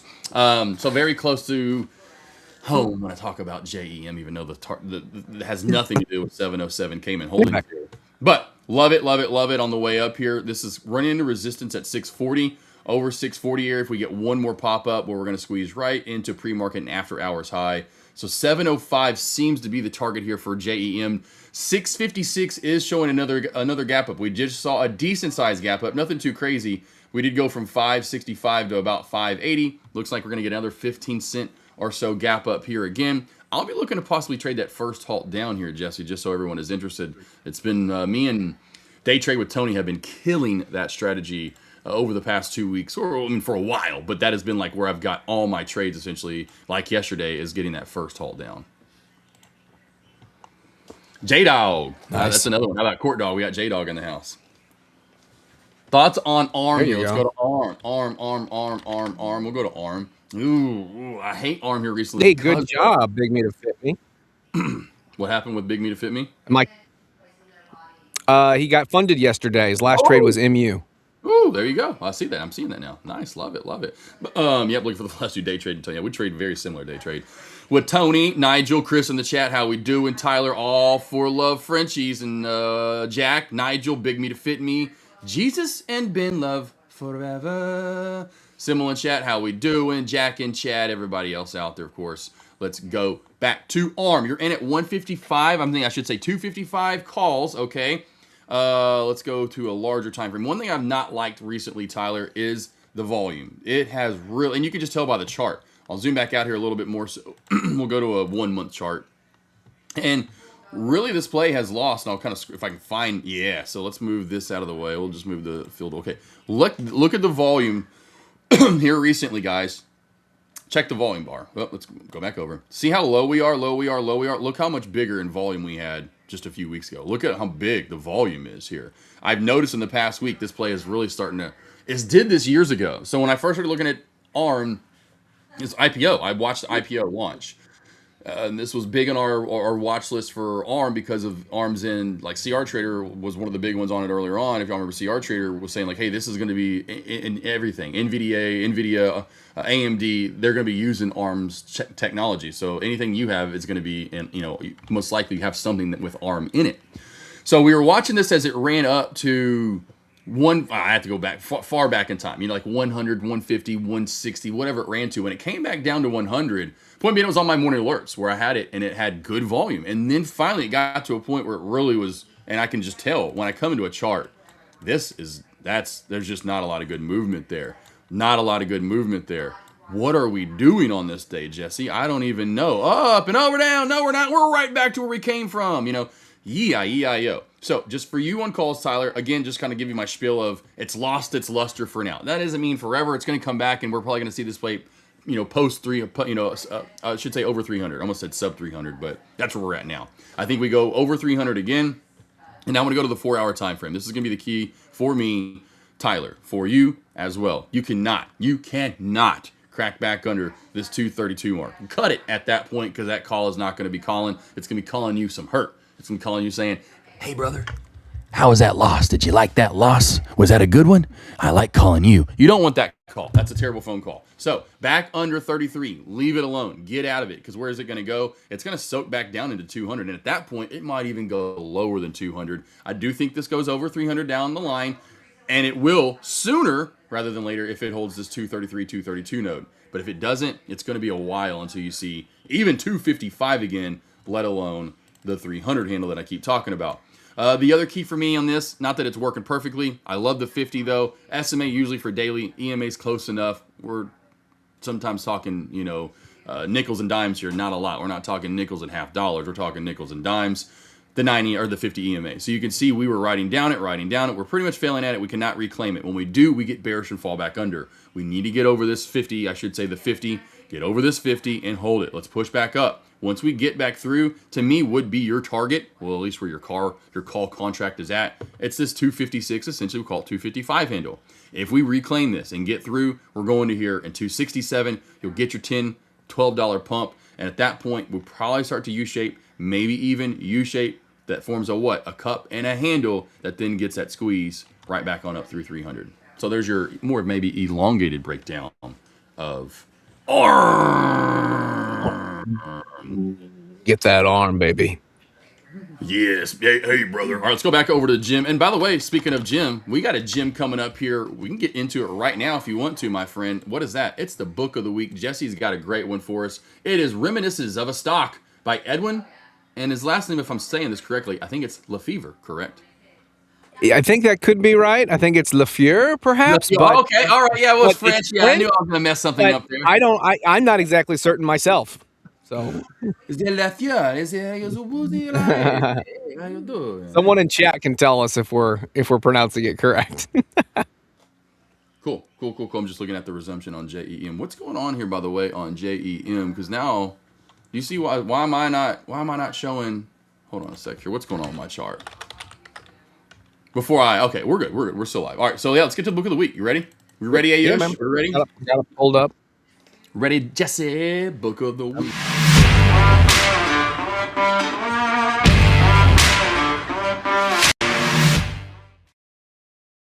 So, book of the week, the greatest trading book ever written. There's a lot of consensus on that with a lot of top traders. What's interesting, so just side note. So, we've been talking about the Market Wizards books that Jack Schwager wrote. And one of the things that Schwager noticed was early on, there was a consensus among, he would ask certain people what book was maybe the most influential, because a lot of these guys were readers, not every single one, of course, but a lot of these guys had read different books on the market, and a common theme reminisces of a stock operator. So this book was written by Edwin Lafleur in 1923. So the book is over 100 years old. It's based on Jesse Livermore's life. And, since I've been trading, and I'm, not too long, I've read several books. There really is no book exactly like this one so far that I've come across. Not only is it over 100 years old, but the way that it's told in this sort of first-person narrative story, and you get the old 1920s language and the way that they talked back then, and swell, and it just, even the language back then, it's a good read. And even though it's 100 years old, you get the audiobook if you don't want to read it, but you want to hear it. It's a good story, first-person narrative, very easy to follow. And let's get into more of it. It chronicles boom and bust cycles, hard-earned lessons that Jesse faced. And one of the quotes, and I did pick many of these quotes as we kind of go along here. He said, "There's nothing new in Wall Street. Whatever happens today has happened before." So even though the book is 100 years old, we shouldn't use what's called chronological snobbery, which is just a fallacious argument to say, it's over 100 years old. This is irrelevant. What's interesting is so many traders have said 50 years after this book came out, 60, 70, present day, they've said this book holds up. Even though, yes, we're in a digital age, even though, yes, we use computers primarily for trading, the idea of flow and market, boom and bust cycles, like all of these things are very much applicable to today. So the man behind the legend, he started off as a quote boy at the age of 14. He was known as the boy plunger. Kind of cool. My son, I've mentioned before, he's, in a demo account. He's trading every day. He's 14. And it took Livermore a little bit of time to kind of really understand the market flow. And one of the things that he focused on early on was the tape, the market tape, and see that he's basically like, if you pay attention to price action through the tape, and he really got good at it at an early age, and made and lost several fortunes through speculation, and from bucket shops to manipulating big moves on the New York Stock Exchange. He lived a roller coaster. He would win a fortune, he would lose a fortune. He was known as being brilliant, yet he was a flawed character. Some of the early lessons that he took from these bucket shops where he traded at was that he learned price patterns and memory for numbers early. One of the quotes he would say throughout this book is, "The tape tells the story." So focus on what price is actually doing and not just the mere speculation. So for instance, he would hear rumors that a stock was going to do this or that. He wouldn't just pay attention to these rumors. He would look at the tape, because ultimately the tape is the thing that is going to tell you the story about where the stock is headed potentially. He discovered he could beat the house with pattern recognition, and he got banned from shops because he was winning too consistently. It was kind of humorous. He started trading in New York, and then he moved over to St. Louis, where I live, actually. And he lived there temporarily to trade some kind of commodity. I can't remember which one it was, but he was trading commodities. And he did it under a different name. This is some sort of pseudonym. And then somebody from New York gave the shop a call and said, no, that's not who you think it is. That's actually Jesse Livermore. And so they didn't want him. They're like, no, we don't want you trading here, because apparently he won too consistently. So they kicked him out. He moved back to New York. Pardon me. Let me take a little drink. Pardon the interruption, we'll call it. How about that? Yeah, there you go. Pardon the interruption. JEM, by the way, still rolling. So JEM, guys, this thing went parabolic. I would love to see this go into a halt down right now. It is squeezing, though. Big move there for JEM for those out there looking to trade. Small caps. We got something moving here. All right, back to you. Beautiful. Beautiful. So he would focus on, the trend is your friend. That's a common theme of what we talk about today. He said there's only one side to the stock market, the right side. There's only one side, and it's the right side. So big money, he said, is in the main movements, not daily fluctuations. He said it was never my thinking that made the big money for me. It was always my sitting. Sometimes he would sit for a long time in a position, knowing that it was going to come back for him. And sometimes it was just sitting out. So it wasn't even it was just sort of watching the tape for a long time, sitting and waiting. So we talk about that, especially as someone like myself who trades large caps in the morning. You want to figure out direction. So you really don't want to just jump in right away on that first candle. Usually the first 5 minutes. Sometimes you want to wait 15, 20, 30 minutes to really see where the flow is going, right? Where the tape is actually moving. So he said you buy strength in bull markets, you sell weakness in bear markets, you never fight the tape, markets are never wrong, but opinions often are, and time again, there's so many anecdotal. Not only is this book interesting from the perspective of stock trading, but the guy is genuinely funny, so there's a lot of humor in the book. I would heartily recommend this as not only just a good book to read in the stock market, but also just a good, enjoyable read. It's really fun, and it's a funny book. But anyway, he said when it came to risk management, he said always sell what shows you a loss and keep what shows you a profit. He said never average down on losers and cut them fast. Maybe that's something I need to take more into account.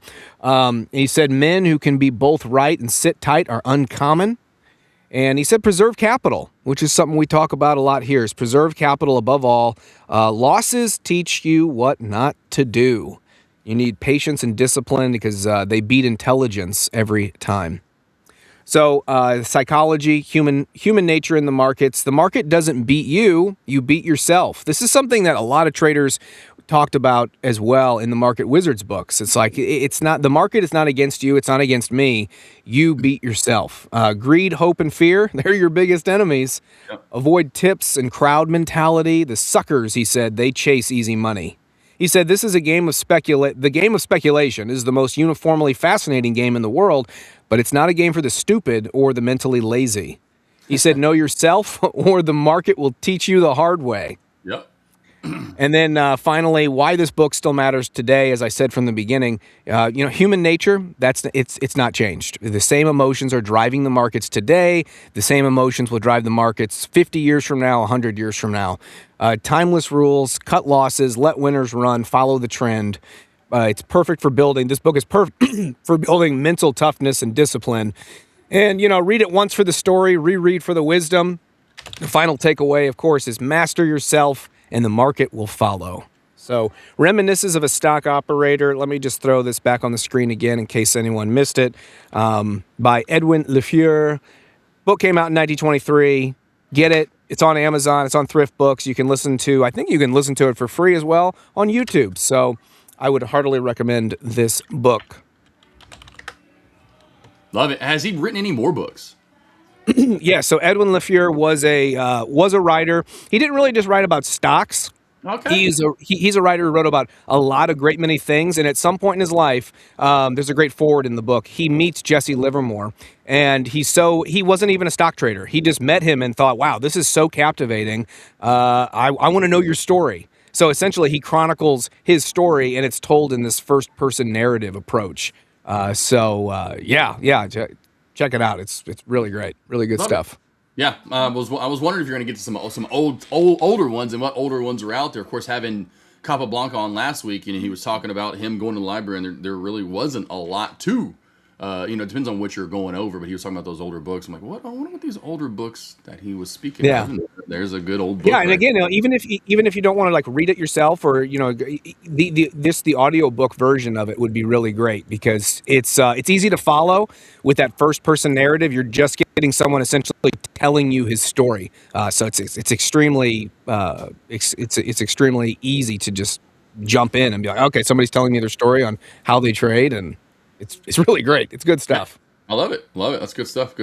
Crow says there's a helicopter in his neighborhood circling around like Goodfellas. Well, let me tell you something.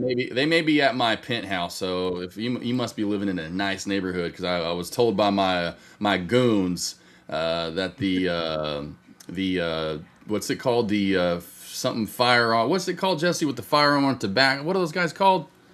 Firearm and tobacco, you said? Yeah, what is it? What's it called? What is that?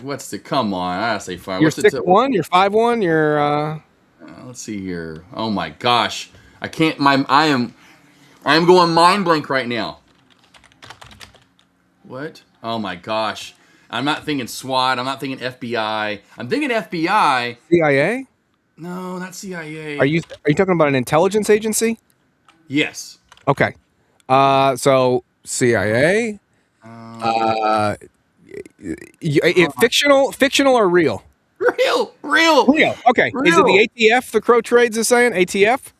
Alcohol. I don't know. Yeah, it could be that. I don't even know where I'm going. Listen, I don't even know where. Yes, alcohol, tobacco, firearms, or the ATF. Yeah. Nice.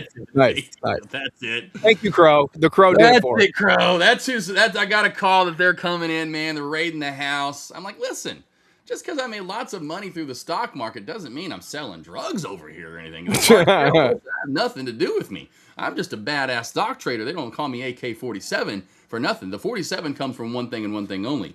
So I've made $47 trillion, Jesse, in the stock market. You think those Jack Swagers of the world or something? They ain't got nothing on me, buddy. Who's that? LaFleur. Oh, Lefevre. It doesn't matter who. I'm over here butchering his name, Lefevre. All right. He's dead. He doesn't care. He's dead. Well, hey, he's rolling over in his grave right now going, oh, who is this idiot? It's LaFleur. He's got the old school graveyard and the old school caskets that had like the bell, so like he's got a bell out there, and just in case he's still alive, he's gotta ring the bell there. You got that string that comes out. I can't believe that was actually a thing back in the day. Like, not that it ever happened that much, but that is crazy to think that they would like, yeah, we're gonna put a bell down there. You just let us know if you're still alive, all right? Dude, they buried Robert E. Lee's mother before she had him because they thought she was dead. She was literally in the ground, and the father was above, and they were burying it, and they hear tap, tap, tap on the casket. And they're like, oh, she's not dead. Like, dude, can you imagine? Yeah, and imagine what a great feeling that would be. I mean, is it like me, like, just like, like Rue with the dog. Like, oh, Rue's, okay, she's, Rue passed. But then all of a sudden, oh, what, you're alive? Oh my God, yes! Like, yeah, if my like Avery, like, of course, like you were just saying there, boom, Robert E. Lee, his wife. I'm like, I can't imagine how ecstatic he was to be like, you're still alive! Oh my gosh! Yeah, that would be Lazarus come forth. Right, literally. Yeah, literally. Right. Still watching JEM. No trade for me on it yet. Did have a nice explosive move up, but it's been real choppy in Wiki, so no trades for Jim on it. I wouldn't mind getting one here. I was trying to get one in before maybe the J&J show was done. Tuna's in the house. How we doing, Tuna? SEAL team, yeah, could have been SEAL team. Yeah, no, I was talking about not the Navy SEALs. I was talking about the ATF. I've seen them, I'm pretty sure, in some crazy movies before raiding, certain people's houses. And that's what I was trying to say as I'm getting raided, Jesse. They're raiding the house. They're raiding the house over here, my friend. It's all right. Oh, it says Smoke Tuna says it's all right. It's all right. Yeah, thank you. That's honestly a good book there, Jesse. I kind of looked into it. I always do when you tell me what the book of the week's going to be, and did not realize my man was going back into the early 1900s. Yeah, man. Yep. And the story is told, not only is the book written in 23, but a lot of the story is from the early 1900s, like 1905 and 1906. So we're even talking about the markets back then. But is there any insight on in that book, or maybe an older book, which I'm sure I can Google, what it was like to trade and how they traded, like the actual way to trade? Yeah, exactly. So it's really weird because they're physically there, right? Unlike us, where this is a digital world, we're able to trade through here. But what I find really intriguing is that when he talks about the tape, when he talks about bullish and bearish sentiment, as he's describing trading, I'm like, well, I know he's not looking at a screen like the way we are, but there's so much crossover in the way that it used to be. Even though it was physical, in person, you would actually physically walk over to someone and say, here's what I want to do. I want to sell 10,000 shares or 5,000 shares of this at this price. And then you kind of get it's essentially like, it's like level 2 market orders. As you read it or as you listen to it, it's amazing how much you would think like, okay, this is 100 plus years ago. Yeah. And yet it's kind of the same thing, but now we've digitized it. Mm-hmm. It's, Yeah, because they couldn't look at the chart. That's the thing. I know they couldn't go. It wasn't like they had no idea what a chart looked like or was. And so I can't imagine, being there and I wish I had like dollar bills on me. Give me $50. I need $50 of this. Hurry, get me in. Everyone's like sitting there yelling, trying to get placed their orders. And I just can't imagine that. I really wish that'd be one good time machine travel for me would be heading back to Wall Street and where and how they traded throughout the years. Cause I cannot imagine that, Jesse. And then, then like you're saying, them saying bullish stuff or, like as in speaking about like you're saying, I know he's not looking at a chart, but how the way he's describing it, it looks like he is, which is just phenomenal. I say there is some form of chart. Now, it's not the same that we're seeing necessarily, but there definitely is some chart because he did pick up on, he talked about chart patterns. Okay. So but I don't know how that fleshed out. I need to do like a Google image search or something like what were they looking at specifically. I haven't done that, and the book doesn't provide. There's no pictures. But as he's describing it, I'm like, surely he's seeing something physical. He's seeing price action, and he talks all about the tape throughout the entire book. So and drawn in manuals. So let's say I'm just going over here and Googling this. Not giving me, unfortunately, any pictures when I go to images, but when I go to Google, the AI comes up. In 1920, stock trading charts were rare, hand-drawn, black and white line graphs are point and figure grids, as daily technical analysis was not yet mainstream for the average investor. So we have hand-drawn plots. Most historical charts of indices, like the Dow Jones Industrial Average, were simple, continuous ink lines plotted on a grid paper by financial statisticians to track monthly or daily closing values. Then we had point and figures, what it's called, P&F. Technical traders at the time used early variations of point and figure charts that called figure charts, which use columns of numbers or X's and O's to record raw price changes without a traditional time scale on the horizontal axis. So yeah, it's crazy. And I would love to, here we go, actually, Yardini Research. And okay, I don't know why it's showing me 1930s here. I don't know why exactly. I guess it's showing me chart process. I don't think this is what it looked like though back in the 1930s. But that is what they show you. Yardini Research, and then it shows you what like the prices were. Crazy to think that I'm just going through S&P stock price. The S&P 500, guys. The S&P 500 in the 30s, the roaring 20s. Mm-hmm. $5 to $10. Love it. Love that. And Chris here, he has a really good comment. He says they had literal tape machines. That's where the streams of tape come from at parades, ticker tape parades. Huh. So that's what he said here. And then I wanted to highlight again, the Crow is saying Billionaire Bears YouTube channel does a good documentary on Livermore. That's interesting. I'll have to check that out, Crow. Billionaire Bears. That's got to be fun to consider yourself a billionaire. And right. You've been shorting the market. Yeah, I know some of you guys have been around, attacking maybe since the 90s or early 2000s. But yeah, I can't imagine what it was like in, say, the 60s or in the 40s. And then go back to the 1910s and 20s. You got to be good. No, I mean, you think you got to be good now. I can't imagine how good you have to be back then to be successful. Of course, it would be one thing if you're, I don't know, Ford, whatever, and you've got millions of dollars back then. And, of course, that equates to billions now. Yeah, you can just, all right, I'm going to invest into this. Let's invest. That sounds good. I'm going to get into this. I'll take 1,000 shares at $5, and I'll see you S&P 500 at $10 in a couple of, whatever. But, yeah, I can't imagine, like the normal run-of-the-mill me, average Joe. I used to work at the bakery downtown, and now I want to trade stocks, essentially. Right. Yeah. Some of those guys did that. Yeah. Crazy. Mind-blowing. It is crazy. It is mind-blowing. Yeah, I'll look into that, bro. We'll look into that. We could even have that one day where like book of the week, where we have instead of book of the week, we can do like doc of the week, or Jesse. That'd be interesting. I've seen some. Yeah, there are some really good docs. I was watching one about the Chicago floor trade being like the last one of its kind in the Chicago area. And it was interesting to see some of these people trying to transition from being on the floor to then trading by themselves on a computer. And there's so many of the people did not, from that world of standing literally on a floor trading, they hated it. Yeah. So many of them were like, I don't like this voodoo nonsense. You guys are, making me go back and stare at a screen. This is not real trading. There's some people that really were repulsed by the way that we're trading right now. Well, I don't know if have you seen Robert Downey Jr. in the 80s? There's like a little, I don't know exactly why, but you can look up Robert Downey Jr. goes to the floor, Wall Street floor, and he is just like, these people are they're nuts, they're crazy. Oh yeah, but yeah, Robert Downey Jr. There's a video of him going down, going to Wall Street and going on the floor while these people are just going bananas, and he's Robert. And this isn't in a movie. This is just Robert. Yep. Just there. Okay, I'll have to check that out. I haven't seen that. No. Robert Downey Jr. Wall Street documentary. I think that might be it. Wall Street documentary. Is that it? Possibly. Yes, it's called The Last Party. So The Last Party came out in 1993.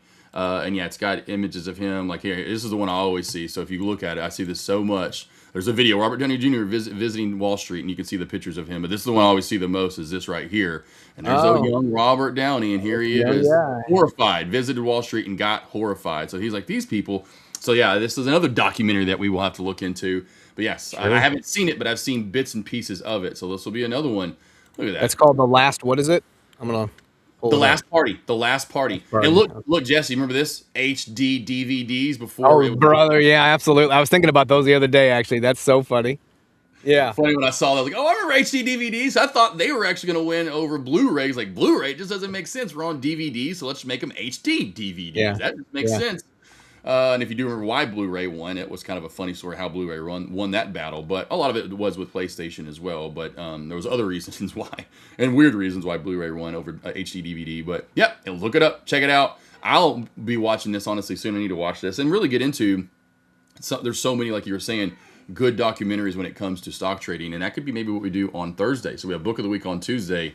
Doc of the Week on Thursday. I can't imagine Josh shouting at the Earth Room floor. Like, it would be gasoline down. Yeah, right. I can imagine you on the floor. That would fit me. I'm one of those that can be around a lot of people and a lot of that chaos, and I'm okay with it. It doesn't bother me. But then there are some people that just is way too much for them. Their sensors are overloaded at that point. Yeah. Yes, big me to fit me. Let's do it. I wouldn't mind that. One day I would love to go down to the fleet, to the stock trading floor and walk around and be a part of that. Of course, doing this as a profession, how much I love this already. That would be super cool to be able, be such an honor. I know you take the tour and do like to do that or whatever. I've seen. Yeah. There you go. Well, what's funny, I have some people, they label it as, I'll be on I'll be ringing the bell today, or I'll be at the New York. I'm like, no, you took the tour. You're not actually, I didn't invite you. You're not like you're, somebody. But I've had people before like, oh, I'll be ringing the bell today. Blah, blah, blah. I'm like, then they post a picture and I'm like, you took the tour. Stop acting. Acting a little bit big there. Yeah, speaking of big me to fit me, well, not you. But yeah, speaking of, like, that's what Robert Downey Jr.'s of the world. Although I don't know if he's ever rang the closing bell. But maybe when he was Iron Man, now he'll be Dr. Doom coming up here. Yeah, I'm just still not sold on that. I just, for the longest time, and how supposedly with his brain and using technology that Dr. Doom is as powerful as he supposedly is. Because I'm like, listen, let's face it, he's a human. He's not Thanos. He's not some crazy alien from some other planet. He is just a doctor. I forgot what his real name is. Doctor, whatever his real name is. Whatever his real true name is. I'm just not a fan of Dr. Doom. He just doesn't do it for me. So I am like we talked about last time we brought this up. I'm kind of on the fence, Jesse. I'm gonna have to, once Disney releases Spider-Man, the last one, 2.5 hours worth of Jiminy Christmas. When Disney finally releases that, I'm sure it's going to be close before the release of Doomsday, which is a great title, Avengers Doomsday. It's just funny how they went with immediately scrapped that one guy, the guy that was in the Ant-Man movie. Oh, Kang. Paul Rudd? No, Kang. Kang. Okay. The bad guy, Kang, and there was multiple versions of him. And then there was some small release of him that wasn't good PR, so they immediately scrapped him, fired him as that actor, and then they were already moving with that direction, and then they immediately, the Kang franchise or whatever, and then went right to Dr. Doom. But yeah, anyway, back to that. Just not a fan of it and where Disney's gone over the last 3, 4, 5 years in their movies. So it'll be interesting. Just like you said. I think we're kind of all fatigued from that. So I know I am. I know some people that love it, but I am. Yeah, I know you definitely talked about it. And one of those things where I just like a good movie. I like, again, kind of back with we'll see how good it is, but with Tom Cruise doing the Top Gun. I was like, oh, Top Gun Maverick was fine. It was perfect. Let's just stop with that. It was been 20 years or 30 or whatever since you did that one, and now you're going to do a third one that quick. But with Yeah. Tom, you can tell I think he's going to take his time, make sure they have a good script, even if it takes, another 2 or 3 years. I don't know the timetable on it, but I like that they're taking their time. Because Disney was just rushing those out. It seemed like one after the other, and it just got a little too saturated, so to speak. Too much exactly. Too much saturation. Yep. Go bro. Chris says, I think the show, the Downey clip on the Tasty Trade doc on the 25th anniversary of the 87 crash. Yeah, I think that's the one I was watching yesterday. That's when I saw it. Gotcha. First time I'd ever seen it. Yep. I've seen it many a times, which is crazy. That clip about him. Josh, list your company. Man, list my company. I don't know which one it would be. I couldn't tell you right now. Man, of course, my company. Well, you know which my company. We started it back in the 60s. It's called AMD. I'm kidding. Willie says, "Oh man, my dog keeps puking all night, won't eat please." Oh man, Willie, pumpkin, sweet potato. Get some of that if you can. Go to the grocery store, and if anything, check his gums. Press on his gums. It turns white, but then once you let go, it should turn back to red. Make sure he's got that blood flow in his gums still. That's going to be huge, right? You can just press up against even this part of his gums and see it go to white. You press your finger away, and it comes back red.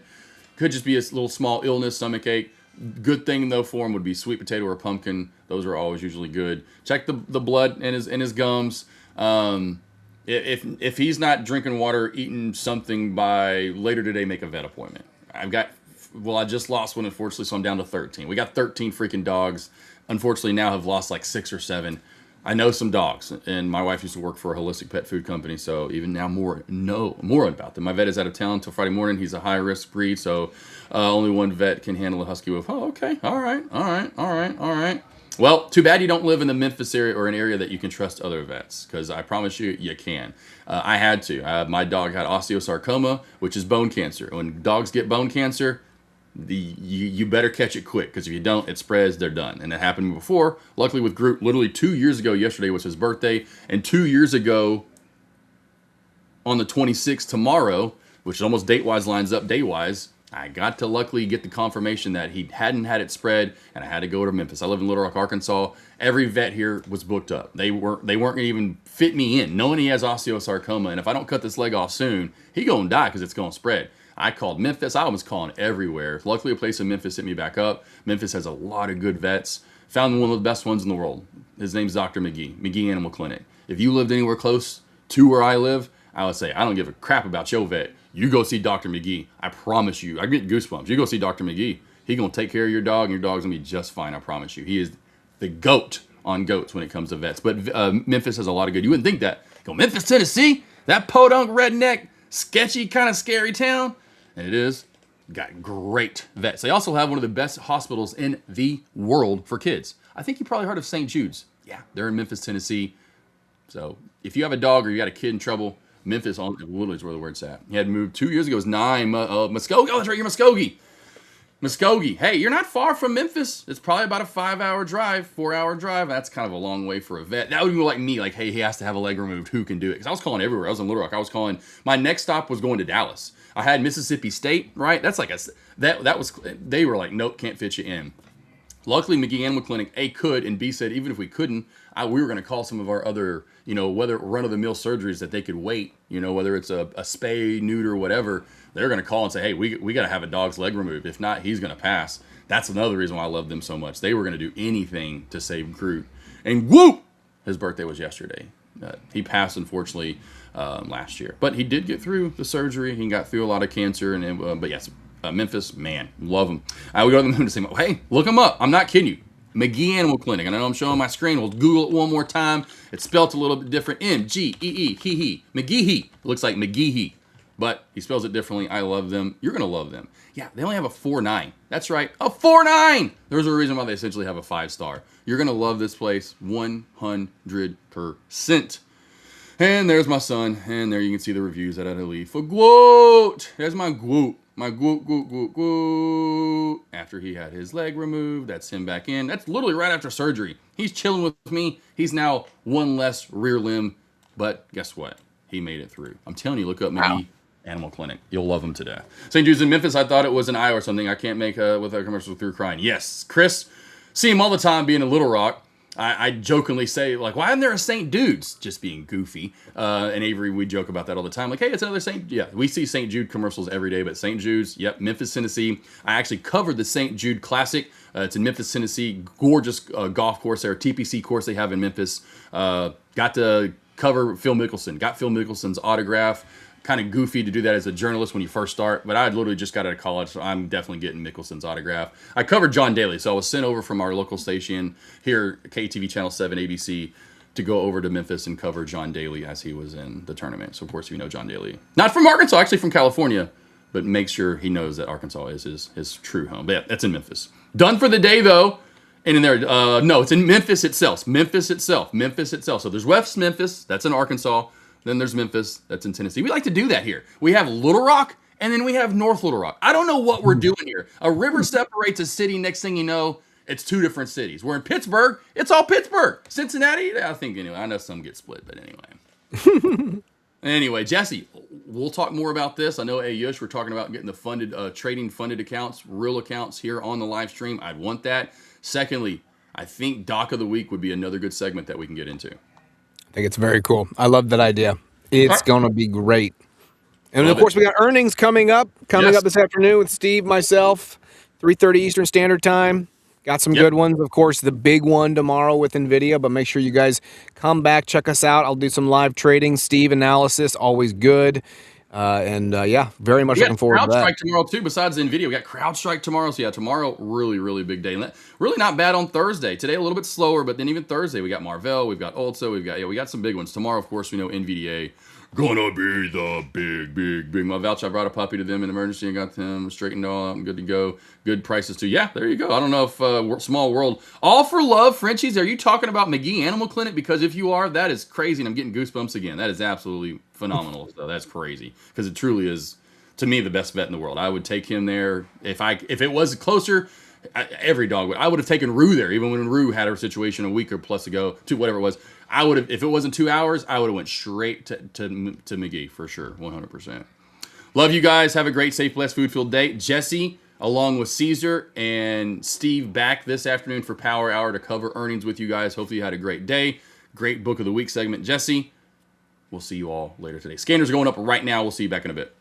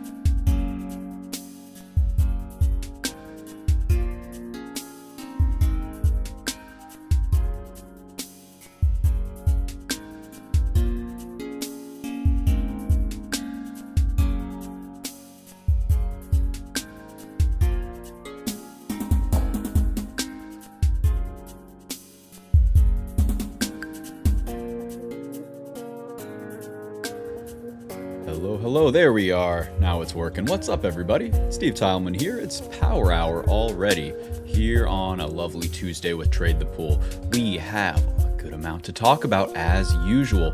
Right now, into the Power Hour flip, we saw SPY trying to push higher, trying to break this little flag. We'll go to a 5-minute chart, show you that it was an attempt to make this W pattern that we always look for. Let me show you what I'm seeing. So we had the attempt to break this neckline, form a higher low, and surge higher. Not to say that it's impossible now, but it's starting to look like we might be rolling. So on the 5-minute, you can see that oscillator starting to roll over. On the 1-minute, it's getting even rougher. It tried to do the breakout here, failed, got the roll signal, then it got the double top. So now the 1-minute also tried again there and failed again. We have a bearish divergence here as well, where we made equal highs on SPY, but the oscillator starting to roll already, showing that weakness. So we are in some SOX S, shorting chips again. You know me, I just can't get enough. If they're not working long, I want to play that juice short. What is up, Talk? How you doing, man? How is our uranium doing? Our uranium's doing great. Our biotech doing chef kiss phenomenally. What's up, Nigel? How we doing? Hat day. Sorry, Snowman. We had a heck of a hair day, so it is a hat day today. I hope that wait, is that good or bad? That means it's good. It means you're making money, right? Glad to hear it. So guys, there's some stuff we got to talk about. Our biotechs, they're doing some stuff here. QURE. Let's look at this daily chart because holy moly, mama mia, we're getting the breakout. Finally. Let's go small screen indices on the side here so we can keep track. I know it's tiny, but worth watching. Get this out of the way. And let's look at this big full screen beauty here for QURE, eaten into this gap. Where will we stop? I sure hope that we get up into this gap fill, because that's going to be a really nice, boom, 27% gain if we do get it. Music in the background, thank you for letting me know. I can't hear it. But I can find it and kill it once I do. Oh, there we go.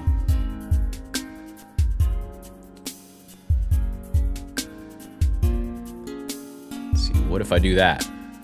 Let me know if there's still no music, or still music, I should say. We chilling? There we go. Talk said we doubled down on NVIDIA long, sold premium too. Interesting. Talk saying too much. We got the back test. We saw this 50-day as a viable place. We were talking about this neckline, saying it could catch here. It could come down to the 204, to this low volume node. I'm happy. I'm happy it's working. I was too scared to buy some more into earnings. I'm sure not selling any, but I've actually been waffling around my current price here. My current buy-in is about 211 plus one buy-in a little bit lower at 205. Call it 207 or so. It stopped awesome. We got some chat requests in there. DKS, yeah, we can check out some Dick's Sporting Goods. If that's what you guys want to look at, we can check that out. Whoa, okay. Dick's down.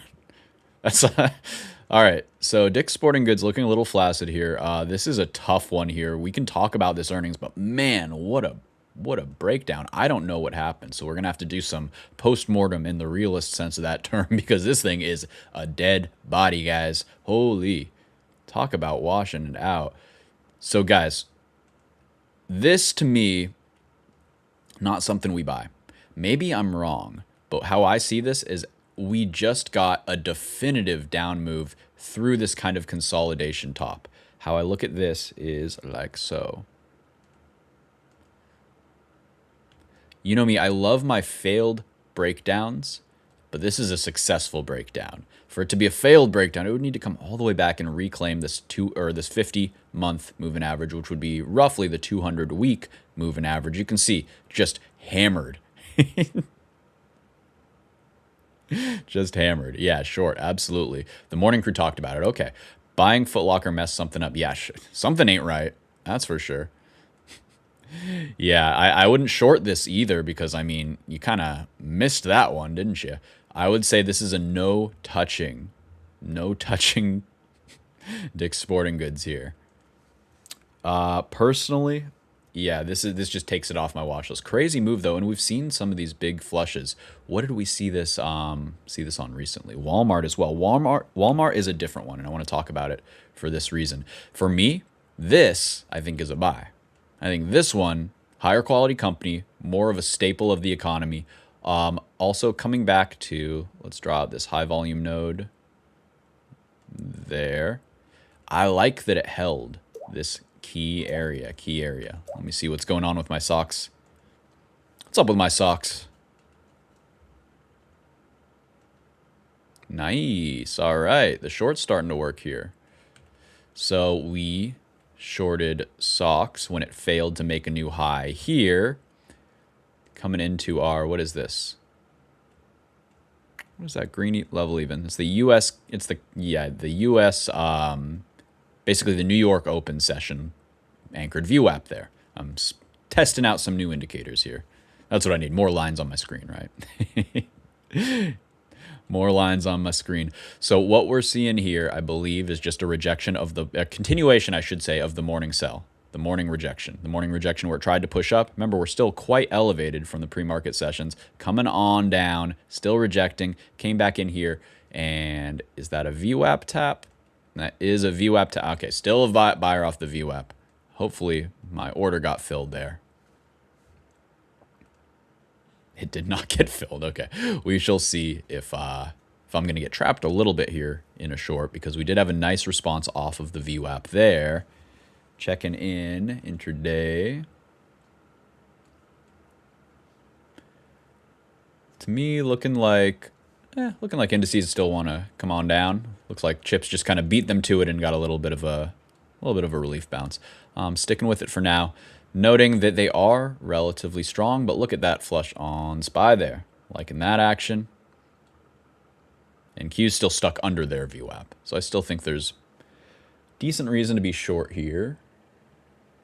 I think maybe I just chose the wrong instrument. We'll see. You said stock sell in a good position. Okay, well, I might get cooked here then. Took a small loss on stock sell today. It was not an easy trade. I made some money on the short, got stopped out on another short. And I got an alarm going off. Let me turn that off.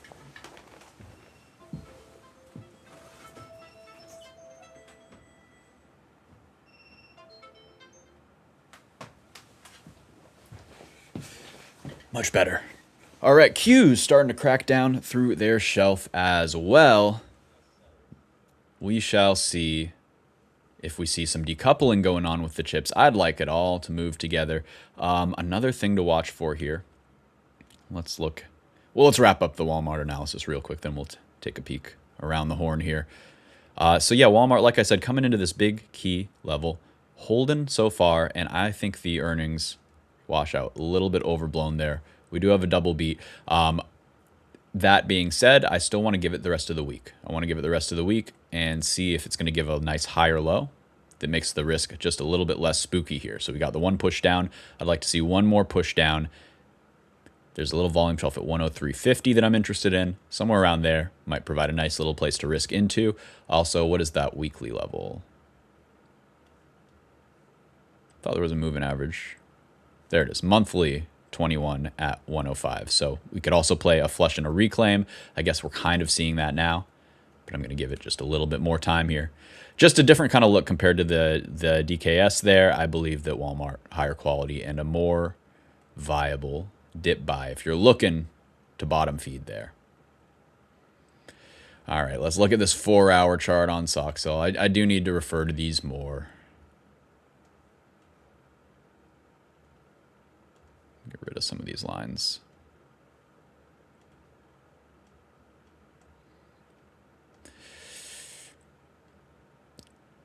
Okay, so you're saying bottom wicks here. We tried to push up. We came down, grabbed liquidity, coming back and through the neckline. Assuming we close here or higher, then I guess you'd expect it to try to push up again, try to sweep these wicks, try to reclaim this much bigger level where we kind of broke down from.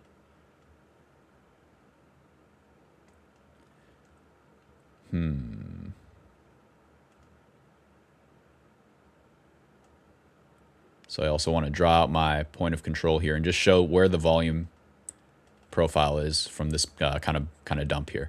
So we're still seeing the majority of the volume in the 120 to 121.50 node. So that is where we came up into, kissed this morning and rejected. That's why I'm still looking bearish here. Limit your downstairs. You got to be careful of the downstairs risk, man. You got to watch those basements. You can trip on the stairs. They can get flooded. You know, all sorts of bad stuff can happen down there. So you got to be careful. Watch that downstairs risk talk. Don't. A lot of ways you can interpret that. We're still seeing the flusheroonie on the indices, so I'm still hanging out. I know my chips looking a little stronger. Steve refused to ever delete a drawing on his chart. Well, what if I need them? I hoard them, Eric. I hoard them. Actually, that's funny. One of the many tasks on my to-do list this weekend is to kind of tidy up my streaming presentation, because when I hop on my charts for here, I need the split screen. Usually what I'm watching primarily throughout the day is, well, I can't show you right now, but I use my Thinkorswim to kind of give me a grid of all the other stocks that I'm either in or watching, and it's a little bit less chaotic. So that so I want to give a cleaner view for you guys here as well. Yeah, the volume profile. I love lines. What can I say? I'm a numbers guy, and you know what? There's a lot of numbers. It's a lot of geometry, a lot of numbers going on here. Let's see, a few other things on my watch list here. I am seeing some interesting areas of dip buy of interest in some of the IGV names. So when I think tech, I don't really want too many chips. I know NVIDIA earnings might turn the corner on that. But hey, if it hasn't been working, I want to put my money where things are seeming a lot stronger and more supportive. We're seeing IGV names quite impressively strong here. So nice daily flags still holding up in my book on Zeta as well as Palantir. Oh, this one's coming back. Interesting. Last I checked, it had caught really nicely off the 9. So we'll be watching this one this week. I'm still on the fence here. I would like these flags to hold, catch, push up. But hey, if they're not going to, this will be my kind of canary in the coal mine. I want to get a little piece of some of these, but if the leaders aren't working, well, that's going to tell us something. Sorry about these. Let me take this off. All right, now we're getting the roll on stocks here in my book. Let's see. So new stop is going to be over that swing high. I'll put in a little alert so I know if I get stopped out. That's the only active trade I'm currently in. You know, I'm in a lot of share swings, but nothing too finicky here. So what do we got? MicroStrategy still going down. Let's take a look at that. Take a look-see. MicroStrategy, 1 minute, kind of appealing though, isn't it? Oh, still going. I thought you said going down. I misread that. Yeah, I agree. Absolutely. MicroStrategy is going. Coin, I took a $10 scalp on coin. I got shook out. I got in on this break right here, I believe, at 188. Oh, yeah, that still looks really good. Dang. Yeah, so coin, big relative strength. I don't like this shape. It might squeeze, but I don't love this shape intraday. On the daily, still very nice in this tight flag, couple day flag. I think it's going to contain, oh yeah. Hopefully we get one more pushback in the morning. I'd like to buy some off like 180 or so. I'll put an alert in around there. I like the coin a lot when we're seeing this strength around the horn here in the crypto basket as well, the crypto complex here. So Hood, very strong. I think it goes higher. I think we just DCA. I think we just buy on red days here for Hood because I'm pretty sure we're getting the big cup and big handle here. Yeah, really liking Hood, really liking Coinbase as well, if I can find a place to get involved. I definitely missed out. Adrian, you nailed it, by the way. I thought of you too. I thought of you too because I saw us up overnight and I said, yes, I think I will be bearish today. I think I will short the open. I think this is giving us what we need. That being said, leaders decoupling and still leading. So Bitcoin absolutely very strong here. Our purr, just purring, baby. Purring, hit the $12. We were in from 980. We're in from 980, an easy 20%. Also, Adrian, our caramel woke the heck up. Love this one. Love this one. Hoodie printing, absolutely. I know you're in this one too. You pinged me this morning. I bought a little yesterday, not enough. I bought USAR though when this one started going this morning. That one's starting to work for me too. So what do we have on caramel? So what we have is the higher, low, W, bottom. What else do we have though? The big volume surge here. I said on this day I can't chase. I bought just a little bit at 675 intraday. came a little bit up on me, came a little bit down. I noticed when I went red and I said, oh, I'm red.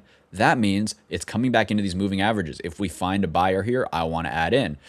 I was a little preoccupied. I didn't have the mental real estate to really size into this. I just grabbed a little chunk when the alert went off. Obviously, wish I paid a bit more attention because that tranche is up 16% in 10 hours or so. 12 hour, 24 hours, let's call it that. Quite impressive, quite impressive. I'm a big fan here. We're still getting more flushies on indices, by the way. Still glad I'm holding my short there. So let me show you some other biotech charts that I think are very, very cool because, well, okay, we'll finish critical minerals, metals, all that fun stuff. Then we'll get into the biotech. So guys, we are testing. The break of this W, we got that. I'd like to add, the last add spot here for CRML is if it comes back and holds 740-ish. Yeah, 740-ish looks good. So I got a little bit of that, not enough. USAR, though, sized into this one, nice and cozy here at about 1858, 1859. Let me check. 1859 is my entry, and essentially getting in right here at these moving averages. We got the 50-day, this green. We got the rising 9 and the rising yellow 21 here, all providing nice confluence here. Testing our 200. That's what we're cooking right now. If we pop it, which I do think we will, well, hey, this is where I want to be. This is a good name in the space. It is speculative. If you don't want speculative, MP also looking beautiful here. Look at that. Through its 200-day, this one's a lot higher quality. You can keep managing risk into these moving average ribbons. A daily close under this 21, you probably want to get out. But until then, you can let it rip. Let's see. Talks adding some Alcoa for the gallium. Alcoa aluminum. Interesting look here. This is a messy chart. This is a bucking Bronco that bucked me. I was in this one on the break of this flag here. And I trimmed some here, and I thought we were going to the promised land. I did not trim. I think I trimmed a tiny bit at 80 or something. It went over. I didn't sell. Came back on me. I got stopped out on the rest of that.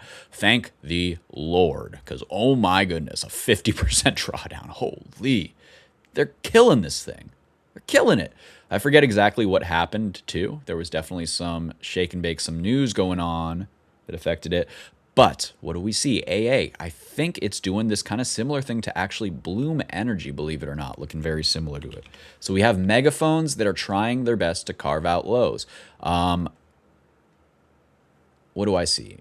Sorry, messy chart here on Bloom, but essentially big megaphone came back and back tested off the 200-day, and this is why you just got to be ready. I know Adrian was ready. He said he slurped up some BE, some Bloom Energy off this 200-day back test. Great ad there, and he's currently sitting pretty up about 15% just from that entry there. I missed it. I was waiting for it, and I still missed it. So one of those ones, that's what you get for not having an alert on and following too many stocks. Let's see. Yeah, BE looking saucy, looking spicy. Adrian liking the basket of, what do you call them? The crypto miner data center baskets. I guess the NeoCloud basket is what we call them now. So I like the crossover for crypto with crypto. You know, that makes it appealing. I get the urge to be in these. I also wonder if it's a trap. IREN. We talked about this potentially being a buy if it held the backtest of the neckline around that $40 level. So far, holding like a charm, currently sitting at 42 and change. Sorry, 41.97. Let me correct myself. It's interesting. It's interesting, right? You know what else is interesting? Look at this beautiful biotech chart. This is what I wanted to show you. BHVN, Biohaven. It's behaving. It's behaving nicely today, and I think it wants to break out here. We have a nice bit of volume building up here. Let me check in on my short, see if I need to trim some. Oh, wow. That's nice. Well, that's nice. I don't think I want to trim. I think it looks great. I think I raised my stop up and let it cook. I'll raise my stop for half of the position under this big candle. So if we lose this big candle, it's probably a decent chance that we reverse anyway. And I'll throw that money into BHVN if it's ready. Nope, not ready yet. Okay, that's where I want to reallocate that cash. So 48.84 is my new stop.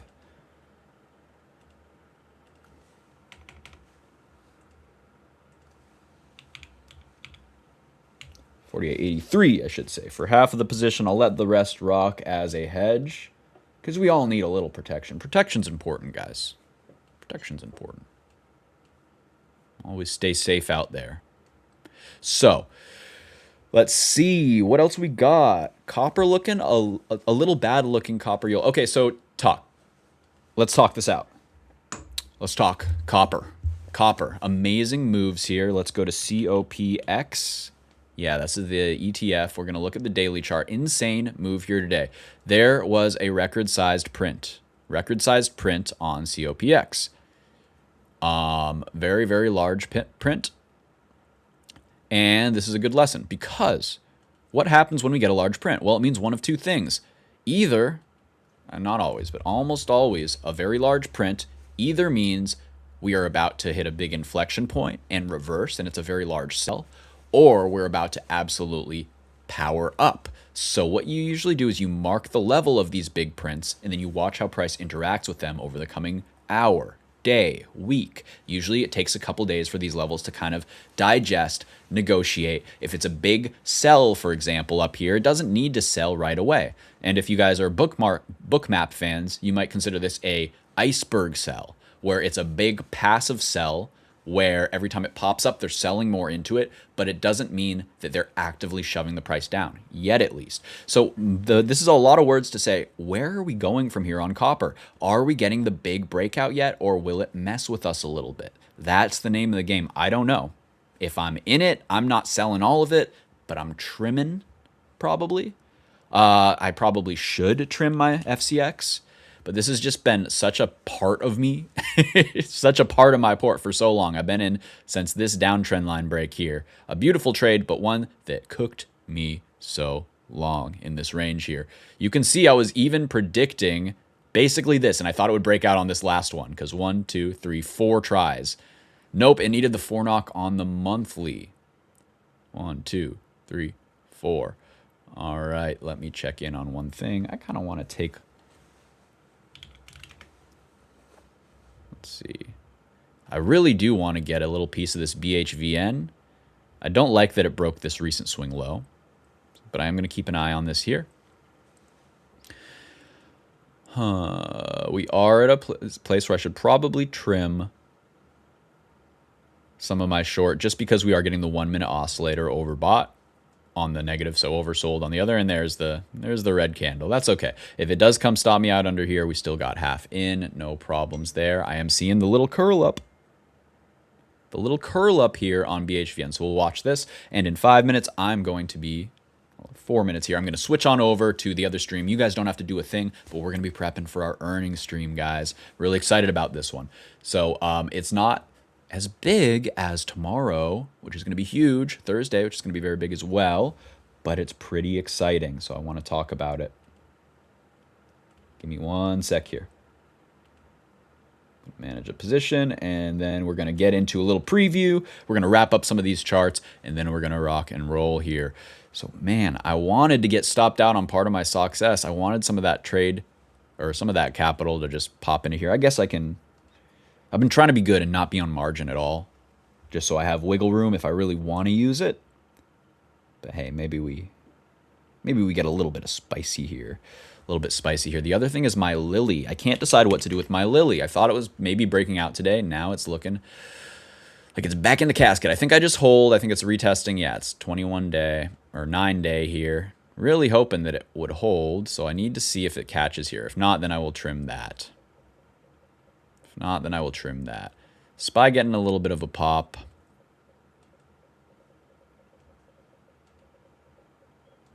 Probably going to stop me out of the success, and then we can reevaluate. So yeah, like I mentioned, BHVN, I really like this one. Really like this one. I really like the ones I'm in as well. We'll talk about those. But tell me this isn't a pretty chart, guys. So we're looking at the daily here, which is pretty, but you can't really tell what it's doing here, right? Might be a little bit of a false start. Still banging its head on this 50-day, although it is a rising 50-day, which I do like. It gets really appealing when you look at the weekly.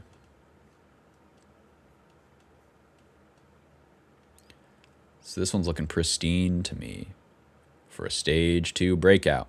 And you're seeing this all over the place on biotech. What do we mean by this? Let me tell you. So you see this big shelf here, and you see the low volume node here. We surged up through the low volume node, and now we're finding acceptance at the top. In my book, this looks like acceptance oscillating around this 1473 handle, getting a little bit of a discount here at 1430 in this current range. And the idea is you are hoping for, well, let's frame it a little better. You have the W, right? There's your neckline. And see, we're basically consolidating into that neckline. I like this kind of look. I think it's a good look still.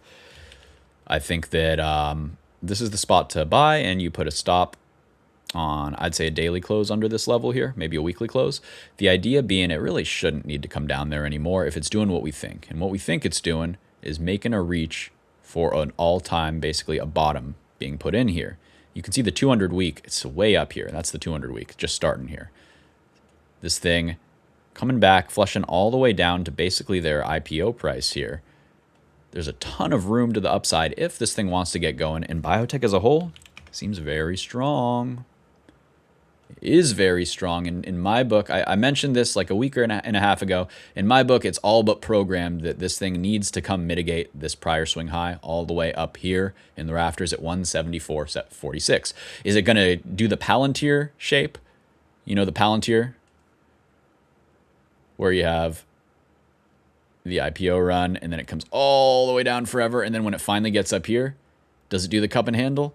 No. What it does is just go boom. Does it do that? I don't know about that. Individual names could definitely outperform, though. So I'm really liking this guy here. Big fan of XBI in general, and that's why I'm in so heavily in multiple names here. So QURE in there big. CLPT, whoops. CLPT got a good position.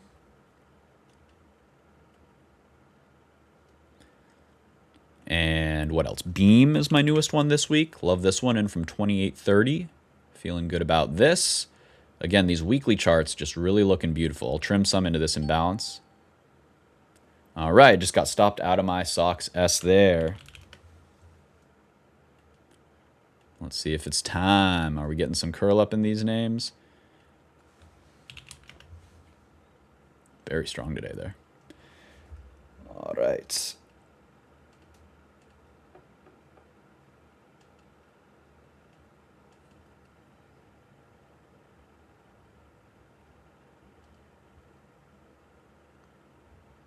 So we are going to, thanks for bearing with me, we're going to switch on over into the earnings stream. You guys don't have to do a thing. I'm all out of my short here now. I got the little coverage on the move up. Now I'm watching, waiting, hanging out here. Don't want to overstay my welcome. I got longs, and I got places I'd like to nibble. I'd like to add. Okay, there's my buy. I see that BHVN giving me some nice volume here. This is not a day trade, guys. This is a swing trade.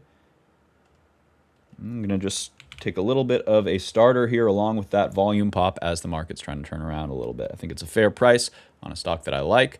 That being said, big candle there on Soxus the second I'm out of the short. So, hey, maybe there is a little bit more downside. Wow, look at that. Okay. Whoops. Should have held the runner, huh? All right, guys, I'm going to hop on over to the other stream. Don't you guys move. We will be right back in a jiffy.